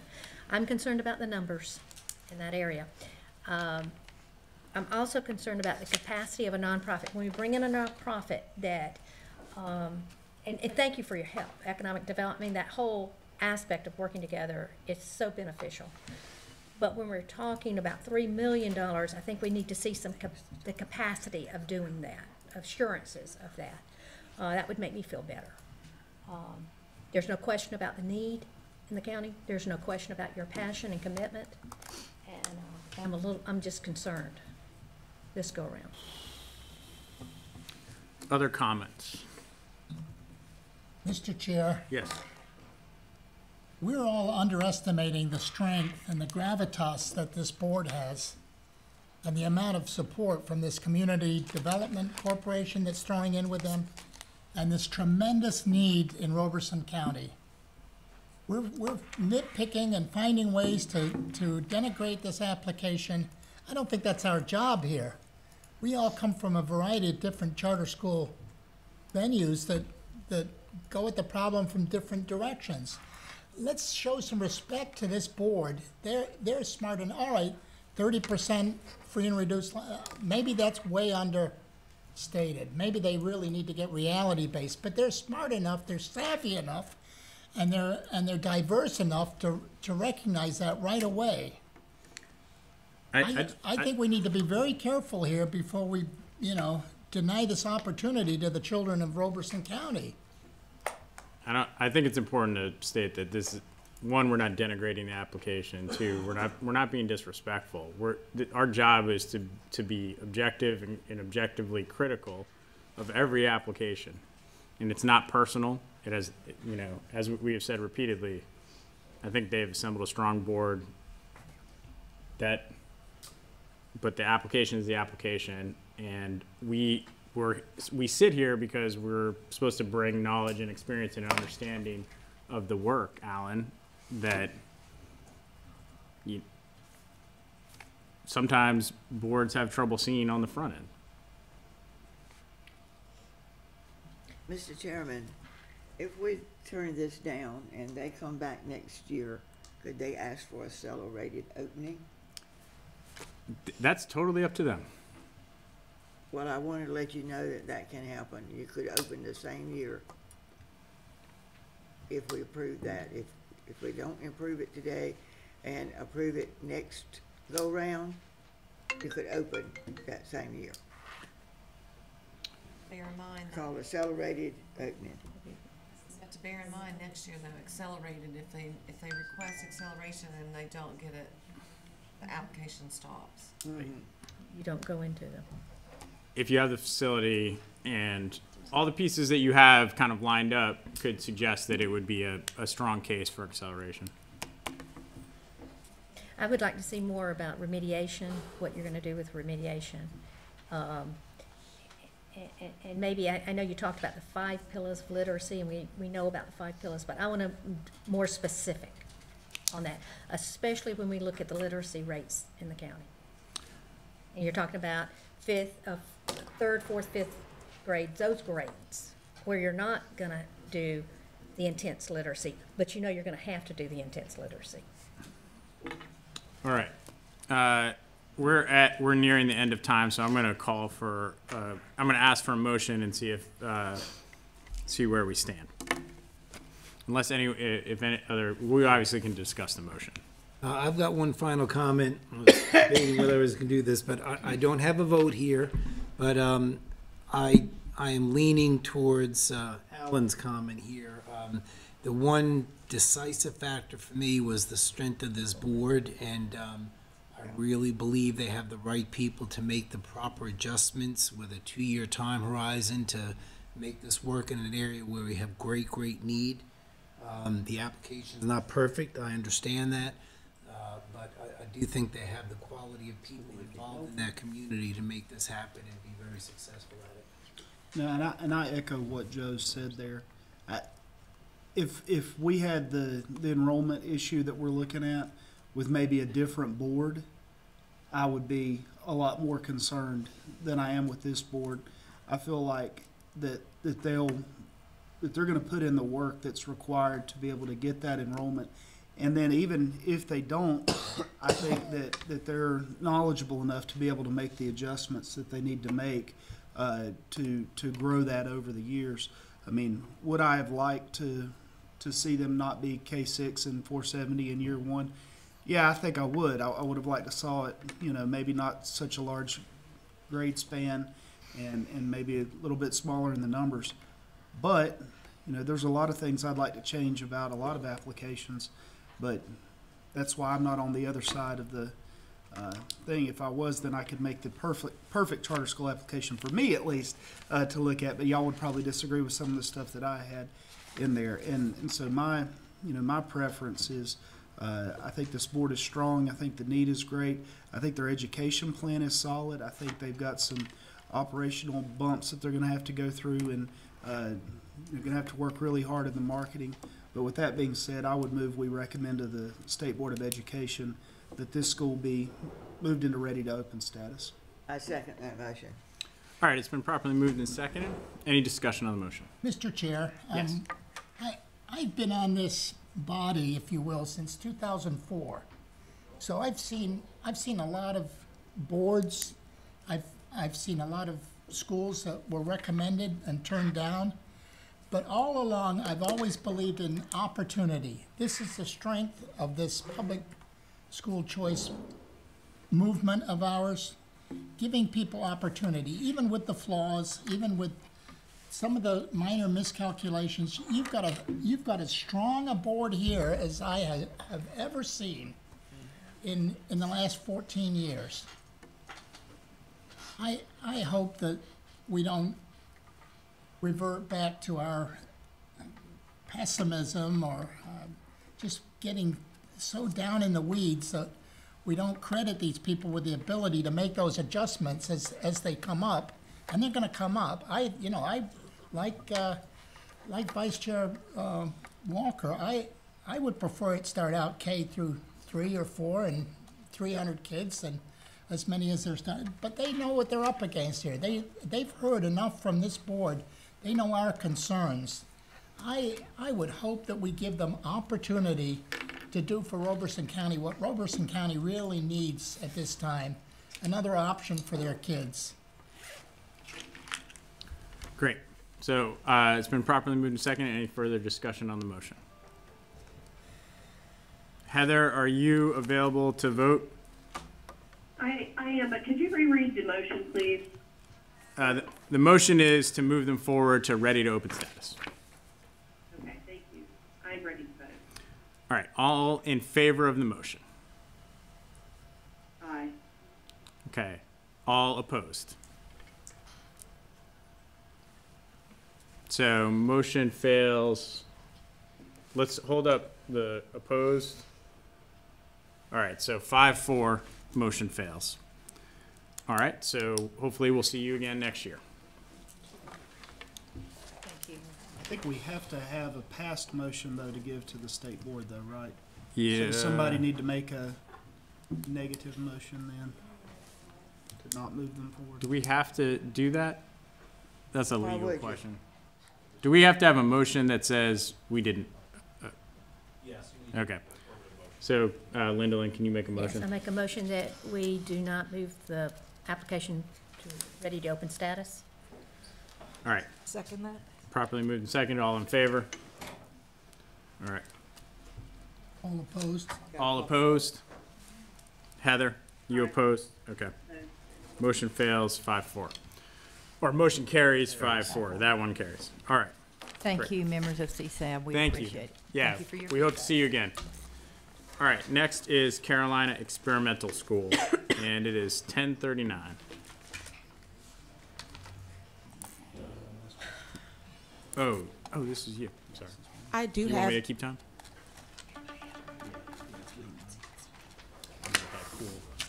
I have a brief update for you all in regards to the question posed by Ms. Turner. Of the 20 schools that have gone through the process, well, I'll start over. 27 groups have appeared before you for clarification. 23 of those were forwarded to a full interview. Of those 23, 18 have actually come in for the full interview. You still have full interviews to take place this afternoon. Of those 18 that have come in before you, 12 have received have received recommendations to move into Ready to Open. Okay. All right. The applicant appearing before the board today is Carolina Experimental School. This interview will be led by Stephen Walker. The proposed county is Wake. The proposed grade levels and projected student enrollment are as follows. Year 1, 6 through 9, 200 students. Year 2, 5 through 10, 300 students. Year 3, 4 through 11, 400 students. Year 4, 3 through 12, 500 students. Year 5, K through 12, 650 students. We did not have an LEA impact or due diligence completed for this application. Mission purposes and goals are as follows. Pass-fail ratings are as follows. Mission purposes and goals, 1 pass, 4 fail. Education plan, 1 pass, 4 fail. Governance and capacity, all pass. Operations, 2 pass, 3 fail. Finance, all pass. They did not submit a special request. They are a repeat applicant. They applied last year, but the application was deemed incomplete at clarification. They did not receive assistance from a third party, and the application was deemed complete. You have 3 minutes to introduce yourself and members of the board. I'm Wen Yubai, the board chair. So you see, actually, our strength is really in the mission, the philosophy part, the educational plan part. But it's an irony that we actually received more fails in that section. So actually, I really hope we'll get to that in just a second. Yeah. We just want you to introduce the board real quick, Yeah. and then we'll get into the questions. We're going to give you plenty of time to explain all that. Okay, yeah. Thank and you. I'm a special ed and math teacher. All right, thank you. I'm Yi Jiang. I am a teacher, and I taught in China for 7 years in public school, and now it's my 3rd year teach in America in public school. And I'm also a licensed realtor, and so I just want to say that add something like I already helped find a great location for the school, and we are going to talk about this later. Thank you. My name is Fang Ping Zhao, and I'm a mother of 3 kids. And myself, I have a full-time job as the site manager at a biomedical genetic testing. I don't know if you are familiar with the cancer genetic test company located in RTP. Sure. Thank you. My name is Jason Yu. I'm the board of Carolina Experimental School. I'm right now CEO and founder of Camel Academy, which is teaching secondary education company, teaching kids computer science and coding. The reason I joined this school is to bring my vision of teaching computer science and coding to the students. Thank you. All right. Governance and capacity and operations didn't seem to be as much the issue here. School application, I think more of the, she had to go around the education plan and the education plan, the mission, purposes and goals. Anybody have any questions that they want to ask around that? I'll tell you what, I'll ask the first question. And I guess I'm going to ask such an open-ended question that I'll probably regret doing so. But if you'd like to explain to us, I know you sent us an email yesterday, and kind of went through some things. Could you just kind of walk us through, you know, I'm not so much concerned about what the external evaluators evaluated on the school, but just to kind of walk us through, you know, how this education plan differs from things that we've seen in the past, and how it, you know, how you intend to be able to market that to be able to get the number of students that you need. Actually, there are many angles to address your question. So you know, one source is my paper, Why American Students Underachieve. That's in Appendix O. And some other, like the appeal letter and the responses I submitted. So I try to maybe do it in different angle. So one thing is, if you say what is the number one priority for North Carolina education or American education, I will say how to make the low SES children achieve. Because currently, nearly 50% of them are failing. And in North Carolina, let's say the 8th graders. And many people will say, oh, you know what? Those are the, let's say, the disadvantaged children. But I just checked the number for disadvantaged. Let's say the blacks and the Hispanic. Together, they are 30%. But the failing rate is like 46%. So that means even all the blacks and the Hispanics have failed, there are still Caucasian students are failing. So it's not just a certain ethnic group. It's really a systematic failure. And that is maybe the very foundation of our belief may need to be called into question. And now I want to do a little look at this question from an economic point of view. You know, the reason America is the most powerful country in the world, I will say one reason is it's a strong free enterprise system. And because of this, you know, more than 200 years ago, many American nations won independence. But why America become the most powerful, but those countries in Latin America didn't? And then, so this is one of the reasons. So that's why we have the most powerful companies in the world. And then the core belief in free enterprise is competition. And so when you have a free trade, free competition, and then you have very strong companies. But then you see a very interesting irony.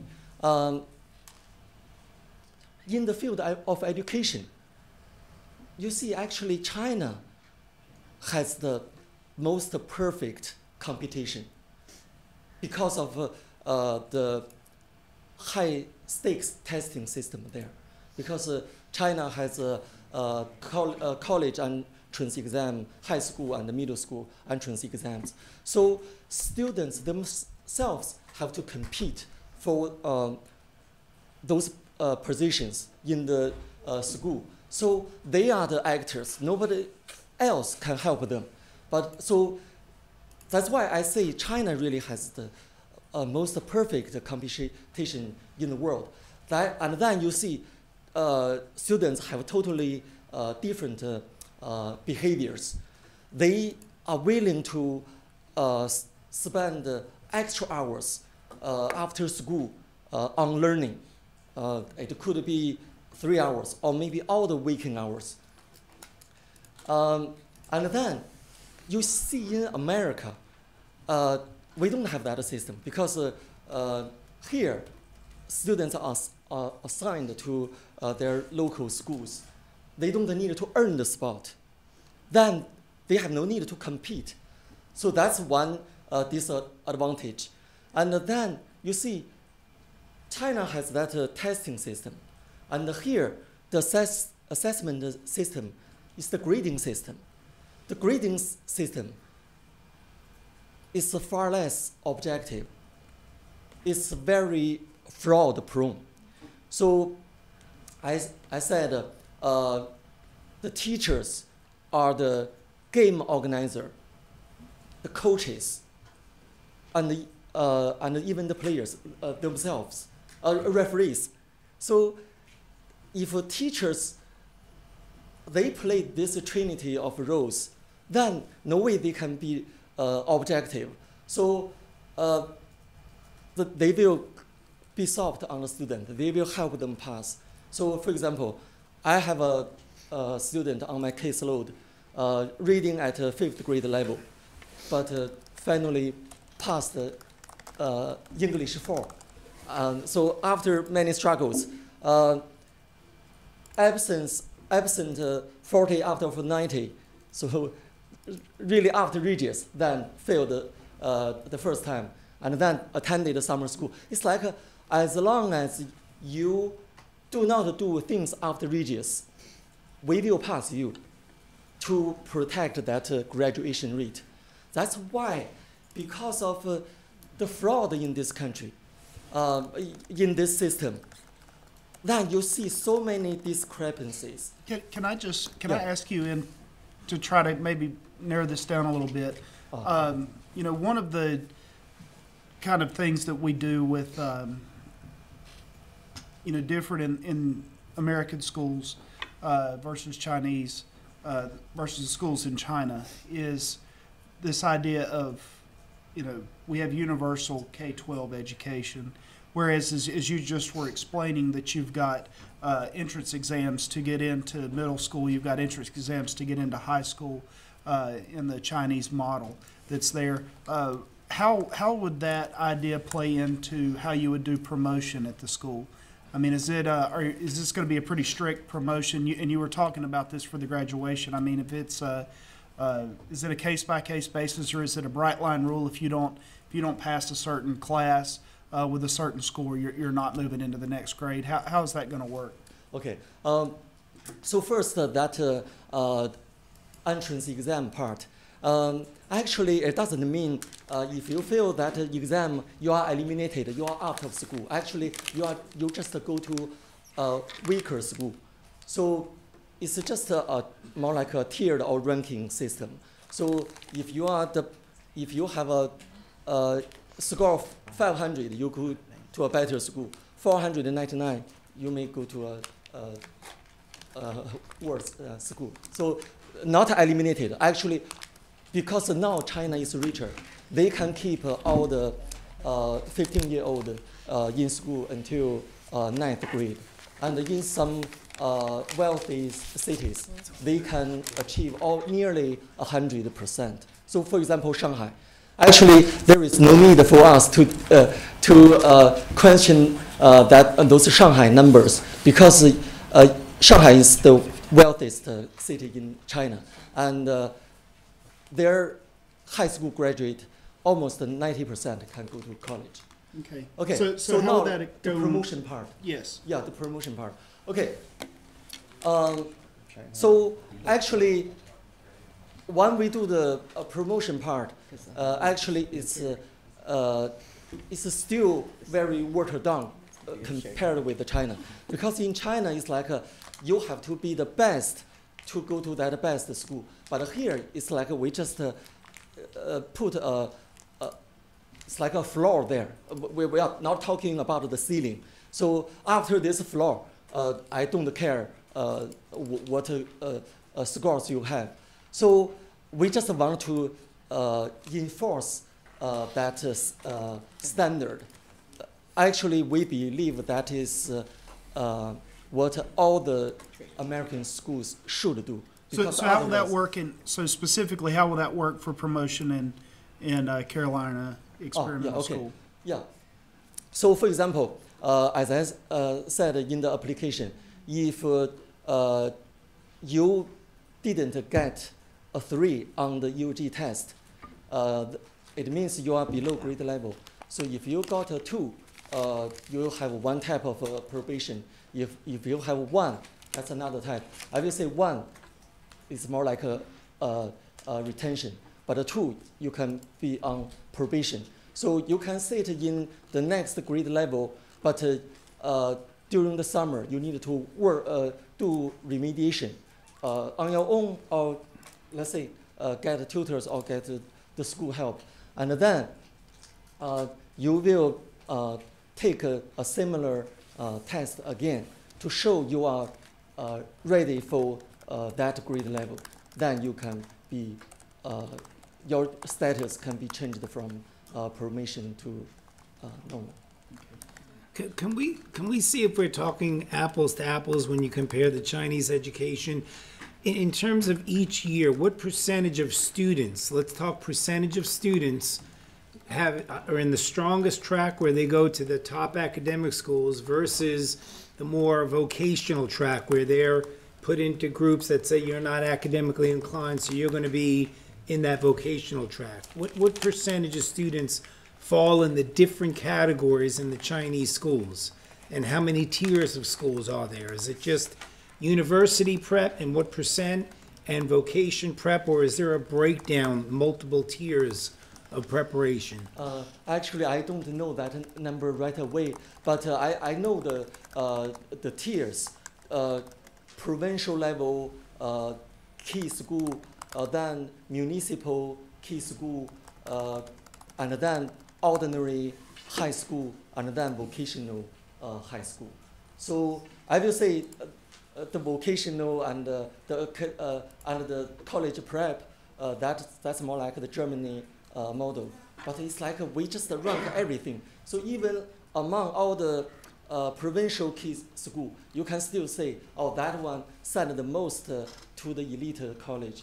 So that really makes students compete all the way. So because there is always the differentiation there. So I will say, let's say in this country we talk about the differentiation a lot. That's at the instruction level. But I will say China is more like at that assessment level. Then that is really a strong motivator, a strong incentive. I think the key of Chinese students' high performance is the Chinese system gets the incentive. Right? I had a question just about more specifically on the ed plan, about, and thank you for your letter. I think you had a lot of really, really good points in here that I definitely agree with. I had a question about the immersion component, because in parts of the application it talks about Mandarin being a core class, which would so it says, for example,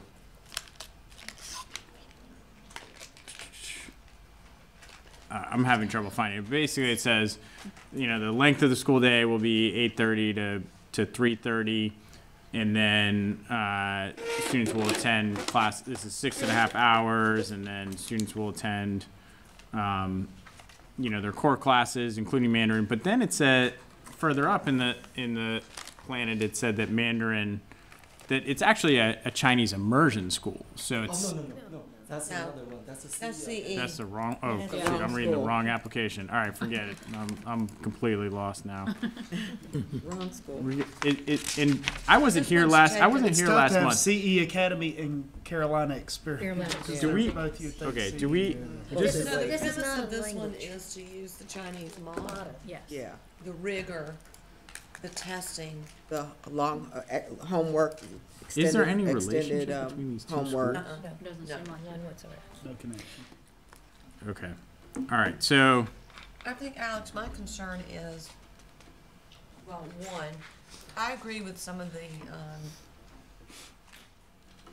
I agree with grading is subjective. I mean, I've been a classroom teacher. I totally get that. But also, the American model is that every child deserves a free education. And that we're providing that standard to every child. My concern with Carolina Experimental is, one, the grade span starting at 6-9. So we're talking about kids 6th through 9th grade, so they've had 7 to 10 years of education where they supposedly have all of these faulty mechanisms in place, lack of structure, lack of homework, lack of discipline. Yet that's where we're going to start a group, and then also combining middle school and high school at the same time. That's just, it's very difficult to get a high school off the ground. Then throwing in middle school, full middle school along with it, is a little troublesome for me. And the second piece would be that our state superintendent is really on a push, and I think we see these changes already being made this year in our testing standards. You know, we're lessening the test numbers. We're looking to go to a model where we test throughout the year versus one tell-all test at the end of the year. I don't know how you're going to get parent buy-in with all of the rigor with testing that this model is proposing. It's not that I'm opposed to a rigorous curriculum. Obviously, I'm not. It's just that I think the premise is it's test, and everything is based on an objective test. I thank you. I may. Go ahead, Mr. Friend. You've been quiet today. Well, I had to be quiet on that. Piggybacking off of that, Sherry, I think there's this non-congruence here that somehow that high-stakes test equals rigor, and if you're not doing that, and the overemphasis on that, if you're not doing that, you're not rigorous. And I fundamentally don't believe that. My concerns are just highlighted some of the things that stuck out for me is CES encourages the use of different and innovative teaching methods. And when I read the application, I don't see anything innovative here, just to be candid.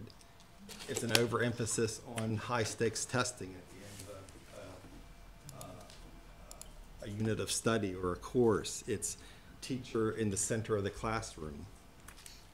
There was a comment made that having students in desks and rows will somehow increase focus. I've not seen that in 51 years, and including as a student. I don't think me being in a desk and a row somehow magically increased my focus. I think there's not a, it's a one learning style approach, and it doesn't take into account that students learn and have a variety of different types of learning styles and how they learn. This just seems to be very focused on a teacher-driven lecture model. There was a comment in the letter that charter schools are experimental, in nature. And I agree with that, but they're also, the promise of charters are also to be innovative in nature as well. And I don't see, this to me, my line of work is the model of schooling that I've been telling schools all over the country you need to move away from. This looks like a 1920s American education classroom. And I'll end with this. I have two other concerns, real quickly, if I may. It's mentioned, my apologies, it was stated in the application that the current board members were all born in China, had their K-12 and college education in China. And this school tends to adopt China's best educational practices. Thus, this board and the composition of this board, having all been educated and grown up in China, will ensure that happens. Well, I don't know how that ensures that happens unless this board's the ones actually in the classrooms doing the work with the students, which I don't think that's the case. And so I wonder how I have questions around the teachers that they're going to recruit to implement this model. Another comment I'll end with this was just, there was a statement about having parents on the board will make it convenient for parents to express their concerns and wishes. So are we setting up a system where the parents can bypass school administration and just take their concerns and wishes directly to the board? As you can tell, I have lots of concerns. Yeah, I think your concerns have a lot of basis in your experience. The one thing that I just found interesting about the application, and I think I was the one kind of pushed that we'd have a full interview on this because I think we needed to kind of understand it a little bit better, is you know, it's kind of bucking the trend of what everything else has been over the last 35 years of American education, which is a move away from homework as much as you can, you know, into a different thing. And I mean, to me, that is in of itself somewhat innovative. It's a return to the past, but it's also, you know, I mean, from reading this, you know, one of the main concerns that I have more than one concern, but one of the main is just, you know, do you get parents to choose the school? Because, I mean, they're going to work the snot out of these kids. I mean, you're going to be working. I mean, really going to be working and really be studying a lot. Oh, yeah. And I don't know I don't necessarily think that's a bad thing, but I think if you look at what, you know, I guess my question is, do you have 200 people in the area in the first year that are willing to say, you know, my kid's basically going to not do anything but school and homework? And if they do, then it's great. I mean, I have no doubt that if you put that much time into it and you're working on it, and if the teachers are engaged and they're doing that they're going to have test scores that are going to be great. You know, that's there. The question is if that's what it, you know, what if you're going to have enough parents that want that. And I know you want to say something, so I'm going to let you talk because I know your arm's going to get tired there in a second. Go ahead, because I'm known to ramble. I'm doing it now. Yeah. Go ahead. Thank you. So I think, I mean, to answer your first question at the very beginning, like whether there is any differences now, like versus our proposal like before, we take in your feedback and the constructive suggestions from last time, and we did add a lot of like the new stuff. So for example, we add the Spanish, also Chinese language into our program as well, and one of our board member is Fang Ping Zhao. She has a private owned school in Chapel Hill teaching the 3 languages. It's called the trilingual language schools. And so we also we also promote STEM. And so Jason New, our board member, is an expertise on that. He has been running that Camel Academy in Morrisville for a long time. And so she has a lot of experience to share with you. And we also will implement the Positivity Project in the morning. That's a great, you know, curriculum to teaching the values of the, you know, of the students. And it will also help increase the rate of those misbehavior. So I think like I think the intention of what Mr. Bai says is like because of the language expression of the barrier. I think his intention is good. His intention is that to combine those good points from America versus with the good points from China. So that's what our best practices means. So that does not mean like we ignore the differences in learning and we ignore the easy students. That does not mean like only the good students deserve the best education. And also, so when we talk about like retention or things, then we also need to get the parents to discuss on the table, and we also need they agree with the decision. So it's not say we say something then parents have no voice on it. So also like last time I remember one of the one teacher here asks like the bathroom cleaning. So I think that is also like the language expression issue, because our purpose is not for the kids to clean the bathrooms, which will be not appropriate, no matter in the respect of the laws or anything. And we just want, the kids would be establish the good habit, just like the students in Japan, the students in China did. They will clean their classroom daily. So they will clean their tables, they will clean their chairs and the windows and carpet, everything. So we want to establish the good habit for the student, not just like some staff that we hire to do those things. So so that's our purpose. So our intention is pretty good. I think it's just because of the expression differences, and so that's why this happens. So thank you. So let me answer those questions. So first, the current NC initiative is to reduce testing. About this one, okay. Yeah. So actually, we can do the same amount of testing, but the difference is we just enforce the results rather than let students know it doesn't count. All that counts is your grade. We will not do that.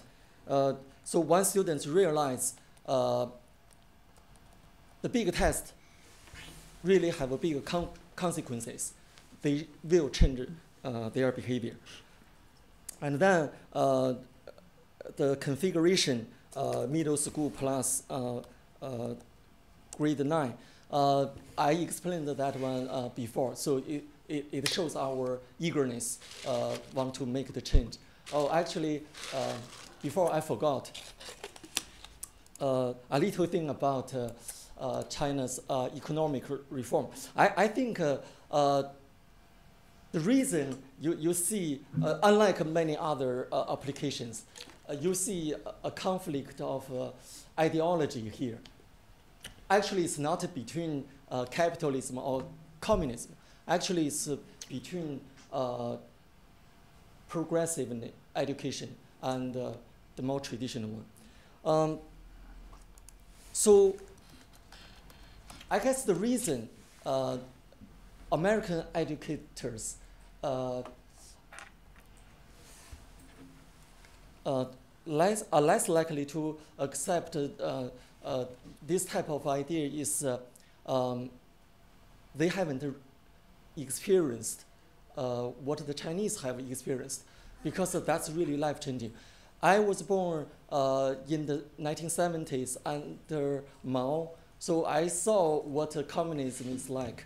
And then, in 1978, 18 villagers,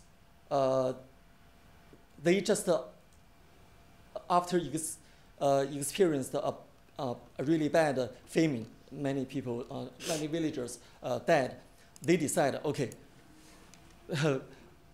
it doesn't work, so we have to do something. They secretly signed an agreement. Okay, we will divide the public land among ourselves. So that's more like a death penalty, because public ownership is the number one thing for a communist country. So, and then the result is amazing. So the first harvest is a combination of all the previous 5 years. So actually, they are lucky. At that time, Mr. Deng Xiaoping became the leader of China. And then instead of punishing these villagers, they make their case a model and spread that to the whole country. And that's the start of all the transformation, the miracle in China. So my point is, it just take one case to break down the whole system. So just take these 18 villagers to break down, to change the lives of 1 billion Chinese. It take one black swan to change people's belief. That's all the swans are white. So, and similarly here, I know we encounter a lot of opposition, but just give us a chance. You know, because many people's doubt is, what's the evidence that the Chinese model will work in America? So before you try it, we have no evidence. So you have to, and it doesn't cost you much. It's just one school, and you can also trust the Chinese are really they are good at doing the education thing. So your risk is really small. So let me continue to address other questions. Yeah, I think Can we got a ask you question. something real quick? Yeah, yeah. I had a question. Just So read. give it a chance. What is your data that says parents are ready to give you a chance? Oh, I'm sorry. You said we need to give it a chance, give this model a chance. So where is the data that says you have 200 6th through 9th grade parents ready to give you a chance next year? So you know there is a survey, 173 parents answered the survey. And they all said, yes, we want this model? Not all, but most of them. How many of them were non-Chinese parents? Oh, I didn't collect this data. Is there any charter school in the United States that has this model? No. Oh, but so for example, Is there any private school? Yeah, let's say the basic schools in Arizona, actually they have quite a few now, about 10. So they actually, some of their practices, I think it's very much like China.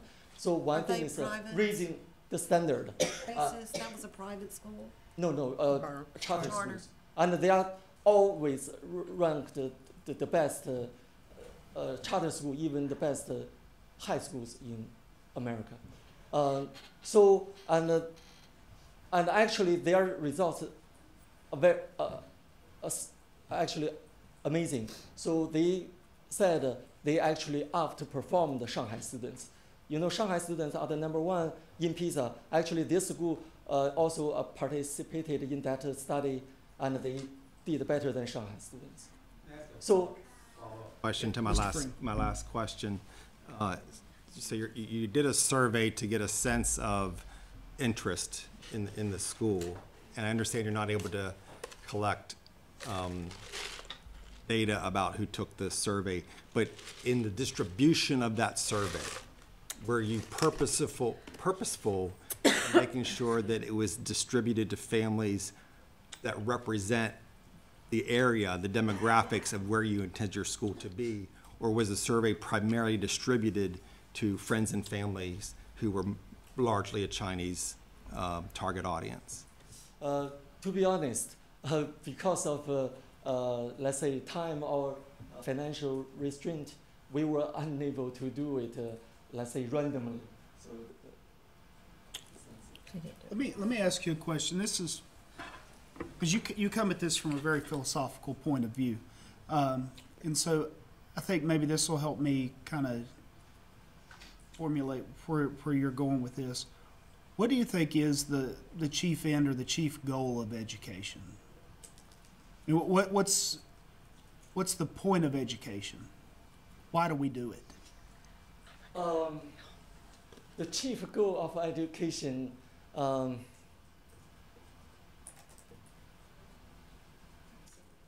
a parent. So as I said, I'm a mother of three, and my oldest is almost 14. And as I say, we have been talking a lot about for me, especially with the education both in China and here. I went to UPenn for my master's degree. Actually, I attended Temple University first for my PhD. Then Can you speak up just a little bit more? I know it's hard, but sorry. if you could. Yeah, sure. So, to me, I hope I represent them and represent many of the parents, not only Chinese parents, because I'm from Chapel Hill. I see a lot of parents, not only Chinese parents, they send their kids to other after-school activities for learning or weekend.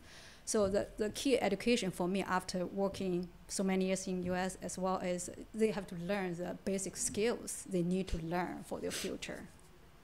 To be successful, basically financially, right? Yeah, yes. I mean, exactly. and I guess that's kind of what I'm getting at is that you could score really high on tests, but you know, I would not say. And I don't want to make it I don't want to make this like United States is great and China's not. I'm not trying to say that at all. What I'm saying is you know, the United States has a per capita GDP of about 5 times what China's is, and so if the purpose of the end goal of education is to have functioning citizens that function well in an economy, well, the United States is doing a lot better than China that's in that regard. And so I guess that's what I'm trying to get at is you know, trying to see if maybe we're coming at it from a different philosophical standard or something like that. It's there. I mean, I think this application, I think it's different. You know, and you do make a good point that it's not you know, we're not going to have the data until we try it, and that you have, you know, you said it's a cheap experiment. So yeah, it is, but it's because it's 200 students. I mean, if you were coming in with 2,000 students, it would be a little bit different. But you know, so I think there's a lot to weigh here. You know, and I think this is the 4th application or the 3rd? The third application. So.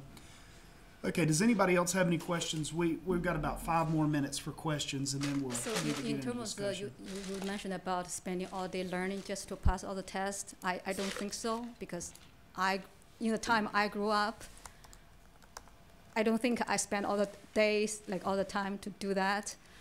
One example I want to mention that one of the teachers I remember so clearly from my early education is that she's a math teacher. She was a math teacher. She spent 15 minutes per class to finish her lecture. What we're trying to say is that everything has to be effective. You are not depending on how long you're spending. You have to target each student with what they need to do, and they learn effectively. One thing I can feel like for my daughter, she's the 8th grade, she's the 3rd grade. So they have some homework, a piece of page, which is okay, but my concern is that all students get the same homework, no matter if she knows it already or not. If it's too easy for her, she still gets the same homework. So what we are trying to promote is that if you're advanced, you get what you need, and you get more challenged. And if you are at a middle level or lower level, you get what you need. So every student will get their differential learning experience to challenge themselves. Otherwise, to some degree, it's a waste of time. Okay, so actually, let me answer your question. You said what is the goal of education? Let me do it in this perspective. So let's say American educators often complain, okay, the low SES children, because of their lack of parental guidance, that's why it's hard to improve them. And then you see China's practice is put, let's say, textbook and practice book in their hand. So that solved the academic part. I know many American educators' impression is, oh, the Chinese, they are good academically, but what else? So actually, that's the part I will go beyond the Chinese education. That's the great books part. Actually, we plan to also put the classics in every child's hand. And I call that the Matilda solution. You know, Matilda has parents who do not value education, and actually that's the reason it's so difficult to change the low SES children. So it's like the Chinese has done something that's working, that is put some resources in students' hand, and also have a system that will push the student to spend more time on learning at home. So then that solved the achievement part. And after that, because we have the great book, students will read those classics to seek the guidance from great people. And then that will make them truly not just autonomous learners, but also really independent thinkers. Actually, that's more like the goal of education, to develop independent thinkers who dare to challenge authority, dare to challenge the status quo. Sorry, so I do want to introduce Jason Yu, because he came here, so sitting for a long time, so he bring the material here. So so I just want to hope you can give him like a few minutes. So he has a school in Marsfield. It's called the Camel Academy, and he will help our school in teaching coding and also the STEM. So also like he has a land in Western Regional Library. I mean, besides that, and if our proposal is passed, then he's willing to sell us. Sell to this school. Yeah. Okay, so I'm gonna give you 2 minutes. Okay. And this is gonna be, and then I'm gonna let one more question after that, and then we've got to cut it off so that we can discuss this. So go ahead. All right. Yeah, actually, that's the main reason I joined this board is Carolina Experimental, because I've been actually working for 4 years, promote computer science and coding to North Carolina schools. I think that's a very important skill, knowledge for our next generation. And the reason I joined this school is to, if we get passed, we can, computer science is not vocational, it's gonna be fundamental in our school. And computer science is not just coding, again, it's all about algorithms, data structure. It's basically my 4 years CS teaching K-12 students experience. So, and I also get sponsors, investors, basically from China, purchase land next to West Regional Library. It's about a 6-acre. I call it RTP STEM Center. That's focused on STEM education, especially CS and coding. So if it can pass, and I also talk to the board, I can, use this STEM center as a facility of this school. I'm willing to do that. So I have all the documents. If interested, it's all very well designed. It's already passed the schematic design and submit to Tom Carey for the site plan approval. Thank you. All right, thank you. All right, we're going to have one. Address your question about the 10 seconds. GDP comparison between China and U.S. The development is the society, the development of society heavily depend on the technology development, right? The technology development in the U.S. is heavily dependent on immigrants and international students. Where do they come from? Good point. Okay, anybody have another question? All right, then we'll let y'all sit down. Thank you very much for answering our questions, and move into thoughts about the application, and floor's open for any motions at this time as well.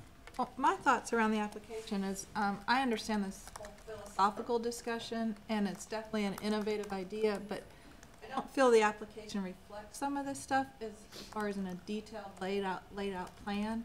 The mission statement as a parent coming in doesn't even reflect that that's the type of education that a child will be getting, so I would be concerned parents aren't informed coming in. And then even when you look at the budget, there isn't a strong budget for professional development and getting the teachers that teach this type of curriculum, as well as marketing to make sure that the message is conveyed to the parents that this is the type of innovative school that. I'd echo that. I thought the comment that I think it's the teacher made about differentiated learning is what I wanted to hear. It speaks to what's behind Joe's shoulder around personalized learning. That's not what this application reads, in my opinion. My concerns are specifically, I like the idea that it's innovative. Because I do believe that it's going back to some of the things that may be innovative today. You know, we were talking about how strict rows and desks and things like that. I mean, most classes don't have that. A lot of them don't, stay in time. But I am concerned with starting with 6th grade with this type of school. I think that the students coming in, you need to start in kindergarten, work up, because it is so different. The model is so different than what we see today in our schools. Any other comments or any motions?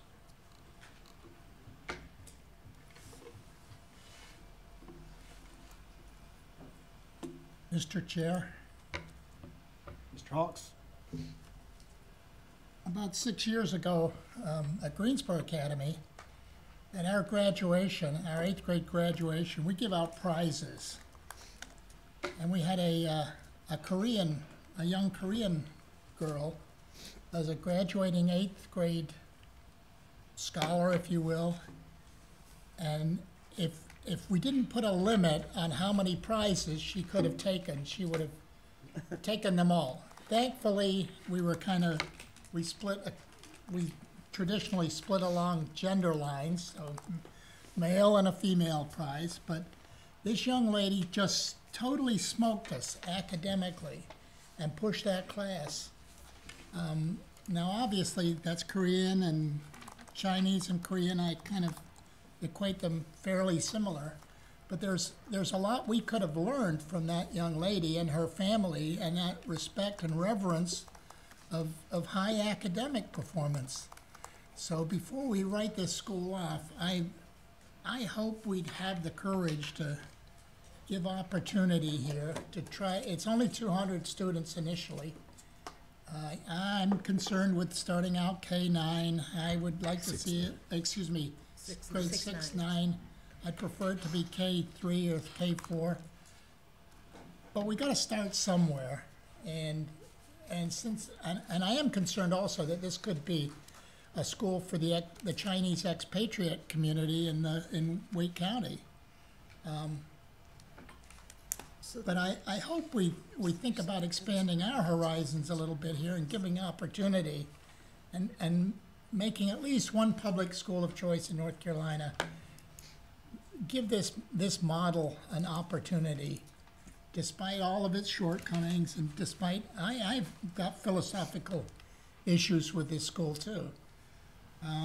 On the other hand, there was a lot we could have learned from the Korean family that went to Greensboro Academy 5 or 6 years ago, and their daughter just totally took all the prizes, won all the academic prizes, and was just a model student. I don't know where she went, but wherever she went, she would elevate the students around her. But didn't she go to Greensboro Academy, though? Well, I mean, the education she was getting was at Greensboro Academy. Or did she get her education in Korea? She came up through the ranks through Greensboro Academy, right through the farm system. I think she started out 2nd or 3rd grade and graduated 8th grade. So Greensboro Academy doesn't get the credit, but the Korea does? I think what I think what Alan's getting at is that and I guess I'm kind of coming to Alan's rescue here. What I think he's getting at here is that the kind of educational ideas that this family carried over with them, that they were, you're not only going to do your homework, you're going to do it twice. You're going to come in, you're going to do this. And I think that was what he's getting at, but I think that was coming from the family, I think, is what he's getting at, because he said it was her family that had kind of pushed her in that regard. And so, I think that comes in more to the philosophical things. But all that being said, we need a motion sometime, one way or the other. Well, I may put my ride home at risk here, Yeah, you might. but I'd like to move that we give Carolina Experimental an opportunity and recommend a charter to the State Board of Education. So we've got a motion. Do we have a second?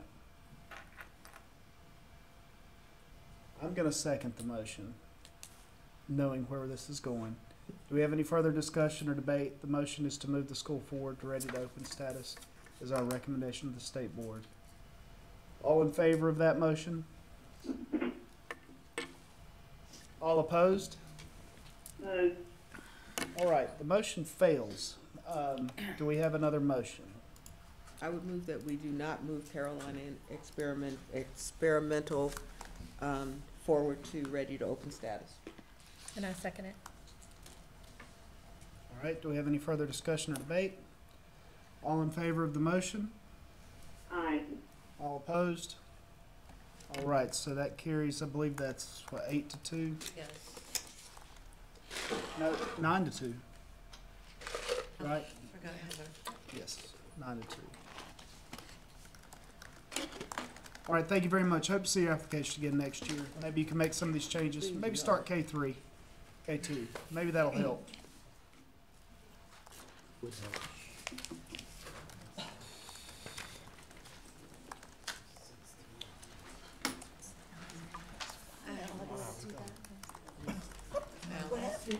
I walking home? On the motion with, All right, 11:36, we're right on, spot on time, ready to hear about application changes. motion to Triumph, said it was 4 to 5, it's actually 4 to 6, and 6 to 4. For what? Sure. The No, motion. Heather was for. It was, Heather voted in She was favor. 4, but it we was said 4 to 5-4. 5. Right. 5-4. There's 6 of us that voted. Bruce, no. Bruce recruited. I counted him, it was 5-4. Okay, Bruce Yeah, did. yeah, Bruce Yeah, was Bruce was not recused. What are we doing? There's still 6 of us. Yeah, there are still 6 of us. 2, 3, 5, 6. Can we take a break? We haven't had one of those today. Yeah, I think it is 6. Been, we've On just the been motion for Triumph. crunched. They got us crunched. Break as you need it. Break as you need it. Cheryl, Lynn, Alex, Linda Lynn, Tammy, and Sherry. That's Yeah, 6. it's 6 4. Didn't that pass? Yikes. Folks, if we've got questions about the vote, we can confer about those on the let's just sidebar confer here with, and make sure that Ashley, why everyone's don't you, squared away. while we're sitting here, you can figure out what was the vote totals on the last two after we hear from Dr. Allen. Dr. Allen, I'm gonna keep us from breaking. We're just, if you need to use the restroom, just go ahead. At a moment, we're gonna try to stay on track here. All right, so good We need to morning build a break again. into these meetings. We are currently still in the process of working with Epicenter to finalize the new application platform, and so so we will bring those changes to you hopefully next month. But I want you to know that that is a work in progress. Excuse me. But we do have some changes that we would like to share with you, or some proposed changes that we'd like to share with you. So as you know, you all did vote on the charter, the timeline. What we have here is an updated charter agreement. The only thing that has been changed are the dates. So from 2018 to 19 to reflect when the applicants will actually sign it. Happy to go into that document if you would like, otherwise I'll just keep moving. We did have the timeline presented for discussion at the March State Board meeting. There was one small change, so we updated the fast track recommendation date to October in order to fall into alignment with statutory requirements that the discussion, or that the recommendation for fast track replications be approved no later than 120 days after the application is submitted. So we did update that. We don't anticipate, or currently there's no pending legislation related to the charter application timeline and process, but we will definitely keep you all informed if there are any changes in that regard. There has been some discussion around changing one section of the charter school application and review process policy. Right now, it requires you all, the CSAB, to present your recommendations to the state board at their May meeting. Because we've moved the timeline up significantly in the upcoming timeline, we would also like for you all to consider recommending that language be amended to say by its May meeting, so that allows you all to send a recommendation earlier than May if you have one prepared. Yes. A motion on that? That was quick. And then finally, we did make some changes to the criminal background check, some proposed changes to the criminal background check appendix in the application. Many thanks to Stephen Walker and to Eric for their input on this. And so what we have attempted to do is to strengthen the requirements around the background checks in order to ensure that across the board, all of our applicants are submitting checks that are of high quality. And so what we are suggesting is that applicants submit a certification statement indicating that they either have or have not received any serious misdemeanor or felony charges. And then if they have not, then we ask them to outline those charges for us, the date, and then the verdict or the outcome of that. We've also asked, and we're proposing that you all require, when they submit their background checks to us, that those checks include any aliases that they may have used, so perhaps a maiden name or any other names that they've used.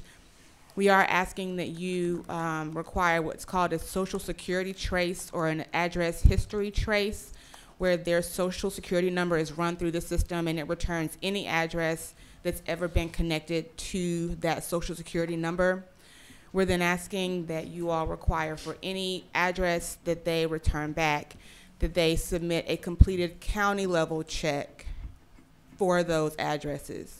And then finally, a completed nationwide check.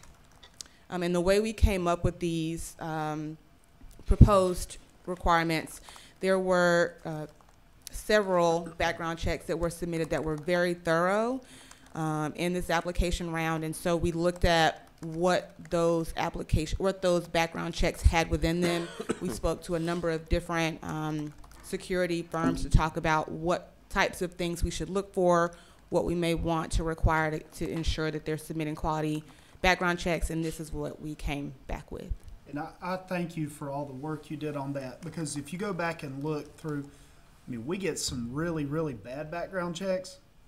Like everybody probably remembers 2 or 3 years ago when the guy was, fresh out of federal prison and just got out of prison and for stealing federal grant money, and it didn't show up on his background check. Okay, come on, And so what this does is, we look, and there were some background checks this year that were really good, that you can tell that they had hit all the bases.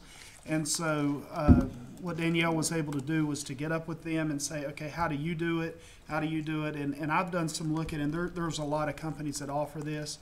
And it's not going to be your $5 background check that I think some of them have been doing.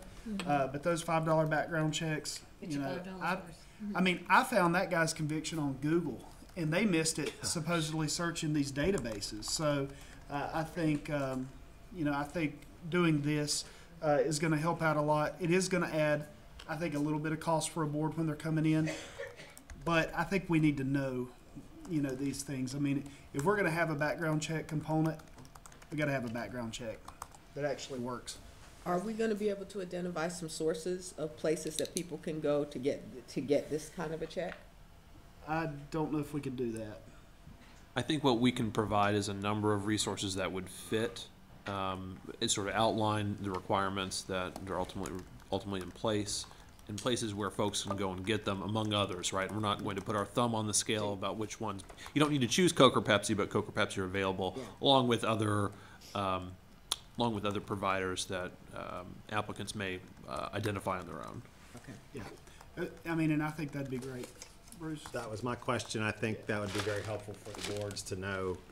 Here's a list of 6 that, will do a good job. I've noticed 3 or 4 just in this cycle of pulling it up where you could actually see, because they give you that trace information and you could see, and then you can see where they've checked in those counties. You can see they've done a national check and get it. And that's, I know there was a bill that was pending a while back that I may or may not have had something to do with, that had to do with background checks. We're going to require fingerprint background checks for board members. A lot of people didn't like that because that is very expensive to do the fingerprint background check there. But if you do this, you don't have to worry about the fingerprint background. Just out of curiosity, what's required? The board has a change of, the board's approved. Background checks came clean. Board's approved. They get the charter 3 years later. Board member, or even before the charter opens. I don't think there's any requirement at that point. There's not, but there's best practices that you do occasional edits. You should do occasional background checks on your admin team too, and your finance people should get background checks. I've experienced this at our school. We had a turnover in a board member, and we just actually added a new board member, and we put her through the same background check that we all went through. I think you should. But it may not have been one of these top 3 best organizations to use. And I guess my question is, would existing boards, when they have turnover of board members, be required to also follow this guideline that's on the screen behind it? I think that would be another policy discussion we'd have to do. I think we've really only thought through it based on the application. Are we good on this? Yep, that's all I have. Thank you. I had a couple questions. Does the board have any appetite for any kind of scoring, numerical scoring of different sections, so that I just think as we now have 180 charter schools. I'm concerned about the office's capacity over time. I don't know. Is there some kind of, you're going to get more staff? Dave, is the more, if we open 10 schools this year, 10 schools next year, is there a rate at which you get more staff? I'm not aware of any conversations that we're going to get funded for more. Maybe our chief of staff would know better than me. And I just think, part of me wonders, one thing that I'm experiencing this round is, I think the timeline is so long that we're reviewing them that, we approve a couple schools at the beginning of the calendar cycle, and then you get to the end and you're like, well, gosh, we've already approved this many schools. I would like a way to say, okay, we can actually, or even a way we score each application. So we'd say, okay, at the end of even after the interview, maybe we say, these are the top 10 schools. I don't know. Sometimes I feel that the pass fail piece just really leaves a lot to be desired, and from an analytical standpoint, it's just hard to say. This was a really strong application compared to and then we're kind of doing things subjectively. Back in the Wayback Machine, when you could only have 100, there used to be a scoring system, because depending on how many slots were left open, only the top whatever could. Right. So they got rank ordered, but it hasn't been done since the cap was lifted. I think that's a fair question. I mean, if I may circle back to this morning with the first school and not, having recused myself from it. That application application had been reviewed earlier in the cycle as opposed to today. Yeah, I'm wondering if 2 months ago that school gets approved. Stacked up. I mean, I think that's a real question, right? Like, It's I real. almost would like to, like, I'm not saying my vote would have changed, but I just think if we look, it's just the timeline, we can't pretend that the timeline and your place on the calendar, it doesn't matter. That's why some of these schools applied for accelerated. They didn't actually even care about being accelerated, I think. They just wanted us to get reviewed first on the calendar. I mean, I just think that's what I think. I could be wrong. That's what I would do. I'd be like, anything I can do to get first on the calendar because they haven't reviewed many applications. So I just think almost where we could say after the interview, we say, here's the vote, here's the overall rating that we gave each. Maybe we take 5 minutes and we rate the application overall. Then at the end of the whole cycle, we look at them in aggregate and say, okay, how do these all stack up against? That's just something I've been thinking about. Well, we did discuss last meeting to remove the pass-fail from the external evaluators. They will not rate it pass-fail next year. Oh, they won't? We How will didn't- they rate it? You all didn't vote on that. Yeah, we didn't vote on that. How would they rate it? I mean, I do want them to rate. I feel like I want to put them in a box to say, is it a 1, a 2, or a 3, or some kind of scale rating where you know, even a 3, 1, 2, 3, or I don't think 1 to it's 4. been effective though with their ratings because we come in here and then we have board members that say, oh, forget what they said.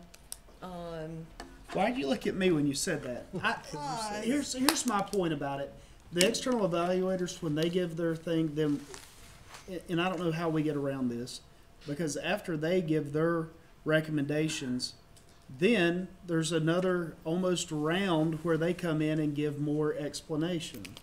And then we're having to go back through and find it. There's, you know, and so sometimes it can be confusing. And I think some of it with the external evaluators, and the reason that what I said, I really, you know, I like their comments. I want to read their comments. So do I. Don't care so much about their pass-fail ratings because they don't get a vote. And I think too often they're getting votes. They're getting votes because people look at it and say, instead of us making our own determination of what we think about the application when we've all been statutorily given the duty to do that, we instead looked and said, oh, well, gosh, all the external evaluators failed this. There's just no way, you know, we can do it. And sometimes they're right and sometimes they're wrong. I mean, I've seen it where they basically, you know, they'll see something mentioned and they're like, this wasn't explained, blah, blah, blah, blah, blah, blah.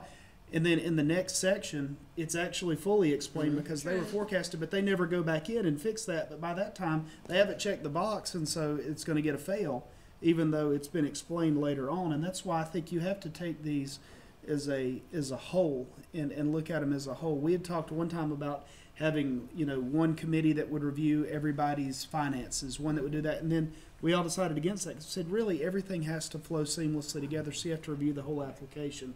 And I think too often the comments that are put in there and the grades, they're failed for stuff that's in other sections that are spelled out a little bit better. And that's why I think it'd be better not have them do it. They might have comments like this and then pass it, and it's like, what? There's no rhyme or reason in my mind to comments aren't matching the rating. That's what it sounds like to me. We shouldn't have them rate them. I think if we're not gonna pay attention to the ratings, then I don't rate them. Like if we don't think it matters, then don't have us rate them either. Words convey a message. Obviously, pass fail I think is too strong. I mean, something like strong, neutral, weak would be more in line with just a general recommendation.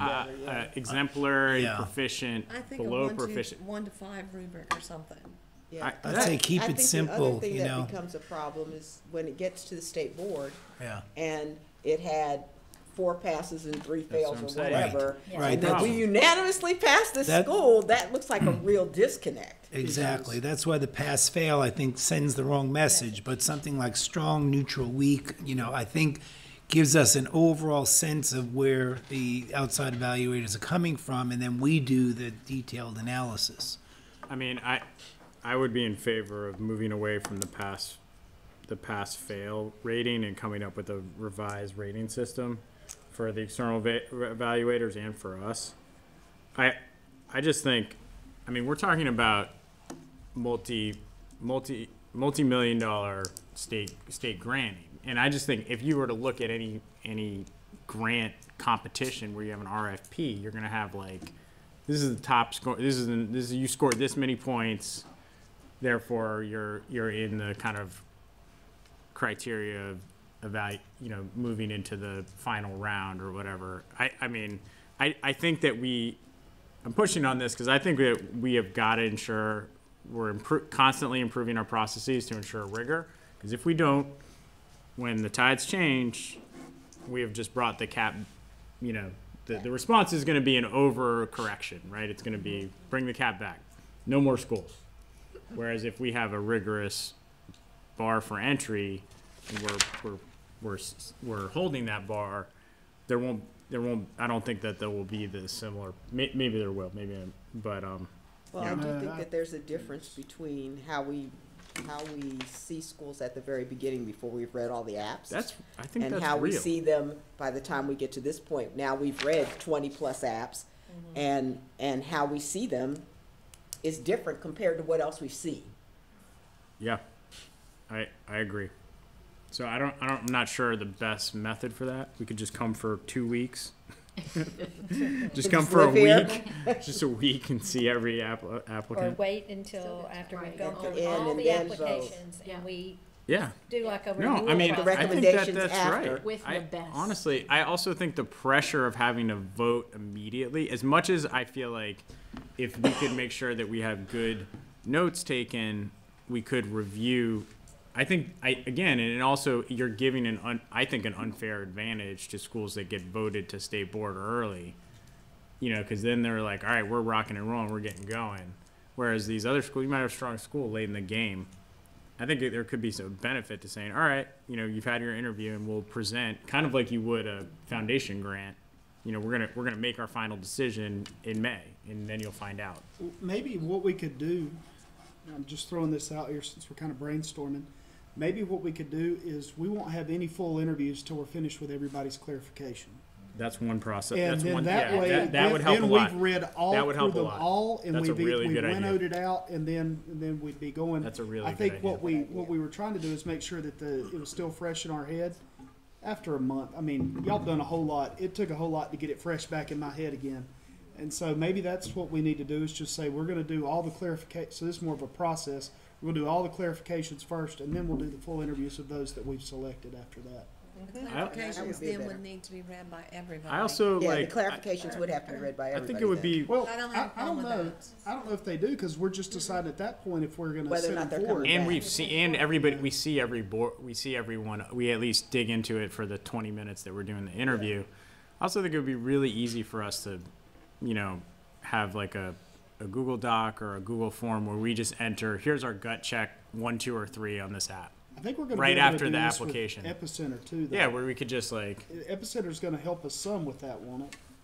I haven't seen any evidence of that yet, because we're about halfway through the, Well, that's what they told us when they were selling it to Yeah. us.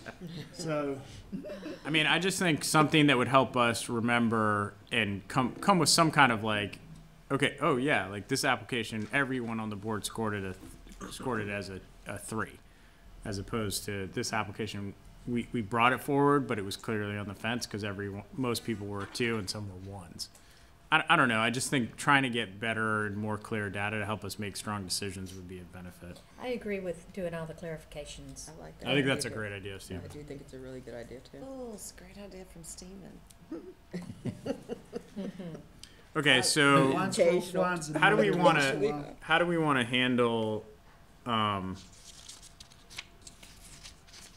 some of these shifts?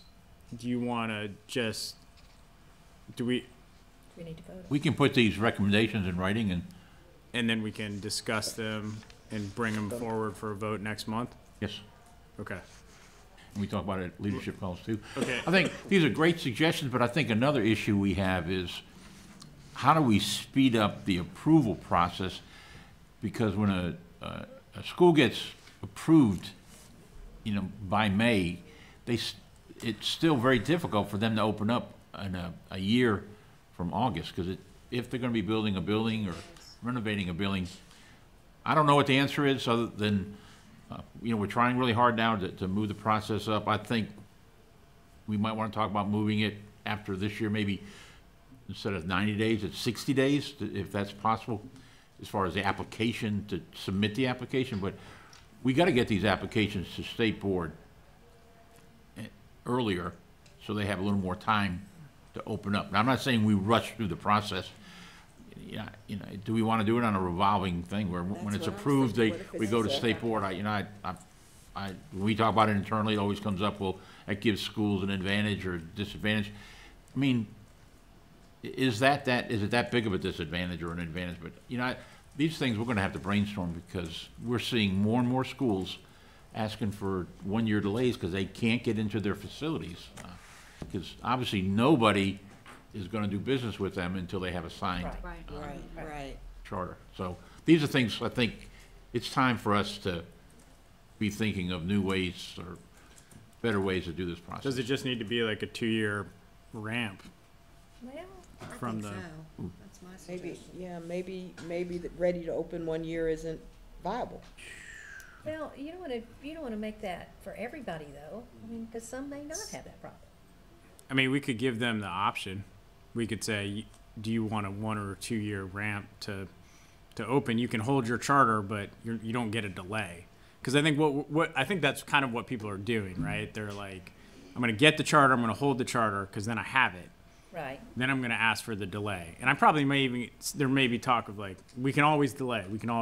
Yeah, I think that that to me just is indicative of a lack of a strategic approach to the work. Like, I think if we could say, it would be better for us and you, I'm sure, if you could say, all right, applicants, 15 accepted, who wants to open next year, who wants to open in 2 years? And in fact, you don't have to eat one of your enrollment years. Yeah. And if you decide now, if you know you want to build a building, it's going to take a minute, you might want to consider 2 years. And if you opt for one, you're not going to get a delay. That's a possibility. I can't think of any application, and Dr. Allen might disagree, but I'm not aware of any application that's saying, let's go ahead and get it, and then we'll maybe get a 1 year delay. I think everybody has the intention of they can open up in time, and then once they get it, they realize, oh my gosh. I agree. That's- There's no building, or the people that say they're gonna come in and help them, it takes forever. I mean, we got schools opening up in August that are just now going vertical, so, I just think that's another discussion we need to have. We need to probably come up with some good ideas to propose to you, but, Would it be I agree with- possible? Go ahead. So I agree, most schools do intend to open, when they're supposed to, but I can think of at least 2 that have approached us, asking if they could open a year following when they've been approved I mean, already. already. One of them withdrew, over the weekend on Friday, Achieving Excellence. She reached out and asked if they could open in 2021, I believe, if they were approved. And then you all have heard about North Raleigh. What is that? Sorry. They were, they had discussed the possibility of, charter school, this Cardinal School had, you approved for Wendell Falls and North Raleigh. They were very concerned that the 6-4 vote might not be looked well upon by State Board of Ed. So they were willing to, they wanted to know, was it possible to ask for that school to, they'd open up Wendell Falls 1 year and then do North Raleigh the next year. Well, what does that have to do with the Leadership seemed to vote? not, we talked about that at, What does that have to do with the vote, though? See, on the 6-4. they're concerned that if they went to State Board was gonna say no. So they just wanted us to do the approval process, but not bring it to the state board for another year? That's one of the things they asked if it was that possible. Possible. Yeah. They I like want us to- what you said, where maybe we give a school a choice. Okay, you're open. You want a 1 year ready to open, or you want a 2 year ready to open? That You might don't be get to that might be an delay. option. If if you you ask know for you're gonna one, if you build- ask for one, you're not getting a delay. Yeah. You And if go, you- no go, because Those it's are some like, things I think we need to talk about and I would imagine that it seems like it has, this issue is magnifying. And I would imagine that it would be a difficult thing for you all to manage. Okay, we got this schools, we're ramping them up. Oh no, now they're delaying. We have these schools that are 1 year out. It seems like it would just be very difficult to kind of help kind of organize and keep track of. And I mean, I don't think that's, but I also think that just even giving schools the option so that they don't have to go through this whole process every year, you know, of maybe Discovery would have actually gotten open if they had a 2-year ramp. I don't know. Maybe there's a whole bunch of schools that if they had a 2-year lead time, they might have have had the time to get it done. I mean, Tammy, you've opened multiple schools. I mean, it's a process. And particularly the construction process is taking longer and longer in most places now. between zoning, permitting, That's what I'm Zoning and permitting. architects, getting a contractor, then going the building, that's more than a 12-month process. Well, and I think that you have schools, honestly, not operating in reality around the construction, where Joe will say a lot, you know, we need to get back to the days where people open a school in a storefront and then, you know, then brought it into, you know, and we have folks saying, I want to build a multi-million-dollar building from the jump, and that's, unless you have an EMO that's going to do that for you. I don't think many schools, though, come in thinking they're going to need a 1-year delay when they're applying. I think that, so I don't know if any of them are going to go on that 2-year track, you know, because they all think they can get it done in time. And honestly, most of them do. I mean, we don't give more than 50% of the schools delays, but we probably give more than 50% of the schools that are going to be constructing a new building a delay. And I think that's a lot of the problem is that everybody kind of But with as the Joe years there, go on, our number of delays each year is going go up. up. They do. And it gets confusing then these schools are all opening in 1920, but some of them were approved in 17 and some of them were approved in 18. And We can get you that information, how many have asked for a delay. Yeah, that might be interesting information too. I think the delays, though, are caused more by zoning than by building. Well, I think, it sounds like it's both. In 2013, Summerfield Charter Academy got the final okay from the State Board of Education in March, and they opened a day late at the end of August. They got their occupancy. That was 5 months, and that summer we had 49 days of rain.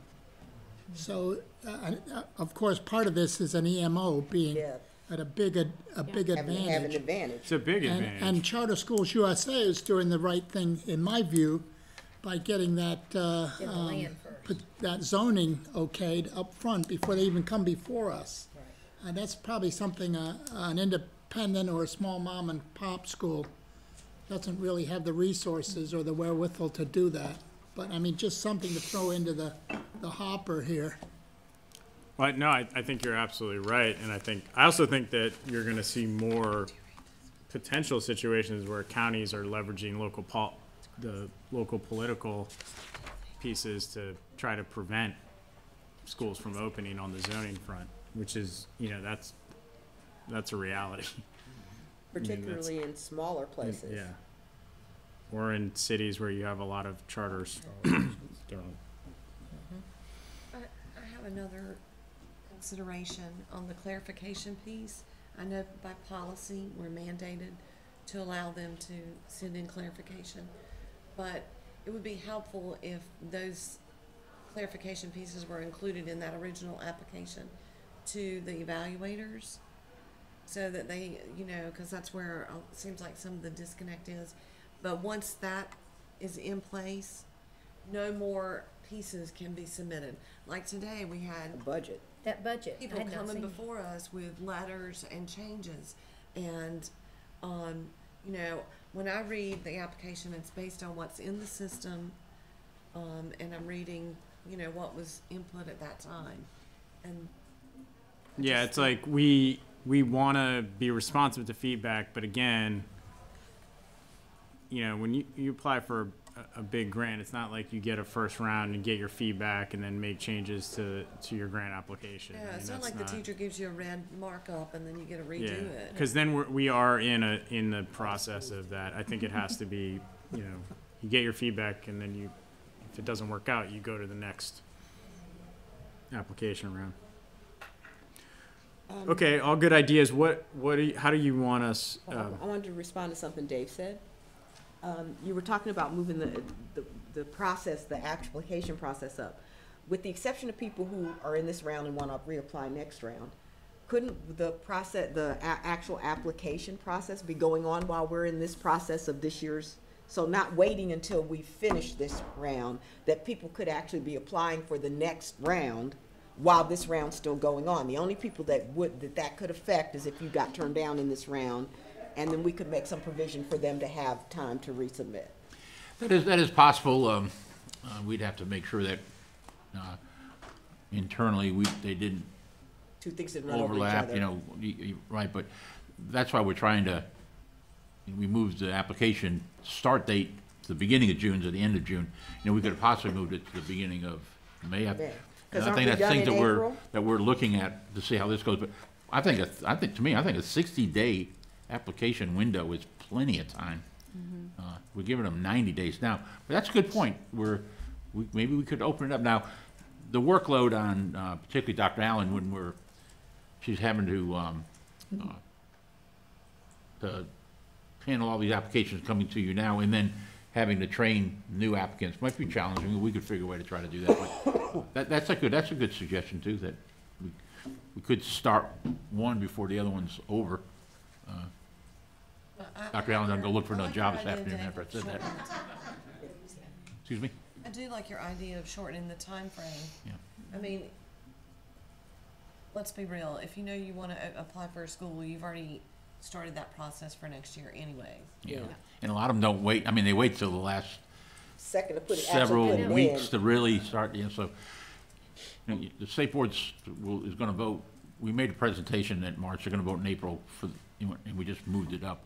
I think we see how it goes, and we could possibly see if you wanted to make a suggestion to shorten it for the following year. But I think especially with clarifications, you know, we try to do some one-day meetings. I think in September, October October is probably 2 days, but I think, you know, we have renewals happening, but I think it would be totally reasonable for us. We could start clarifications. Those are not, yes, you have to do a cursory read of the application, be ready to dig into some, but because we split those up, and because those applications are short, because often those applicants are applicants we've seen before, those can be a lighter lift. So I think it would be totally reasonable that we could start those in September. I mean, we could start cranking on those in September, and then maybe, you know, we could actually start doing full interviews right away in November, December, January. Is it too late for us to talk about this again next month? Yeah, that's what I was wondering. is to change the timeline that we presented to the state board? Yeah, they've already presented one to the state board. Yep. What we discussed today. Yeah, well. Oh, no, we can discuss it next month. Oh, yeah.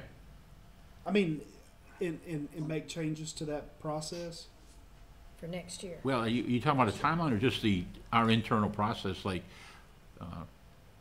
we can do all clarification interviews without changing it? Yeah, without state board approval. That's not a state board. Yeah, because I figured maybe we could do that and then kind of, you know, as we go through that, make some tweaks for the next year that everybody can deal with, that Alex and I and Cheryl and the rest of us that are not going to be on the board for another 2 years are going to be off. So we'll leave y'all with the thoughts. Linda Lynn. Cherry. Phyllis, you've got a little bit left on yours too, don't you? I think so, a couple of years, I think. Okay, so do you have enough I don't feedback to resign. kind of write up some? I do. Do you want to summarize? assign this to a committee, or are you okay with staff? It sounds like, what are the applications are normally in performance? I'm not sure. Previous years, I'm Yeah, not they were sure. performance. Yeah, I think we can just discuss it as a leader, exec committee That'll work. and just go from there. Great, thank you. Yeah. All right. Lunchtime. Let's break for lunch. All right, we'll be back at 1 o'clock with weight prep. What time? 1 o'clock, 45 minutes. That's only 45.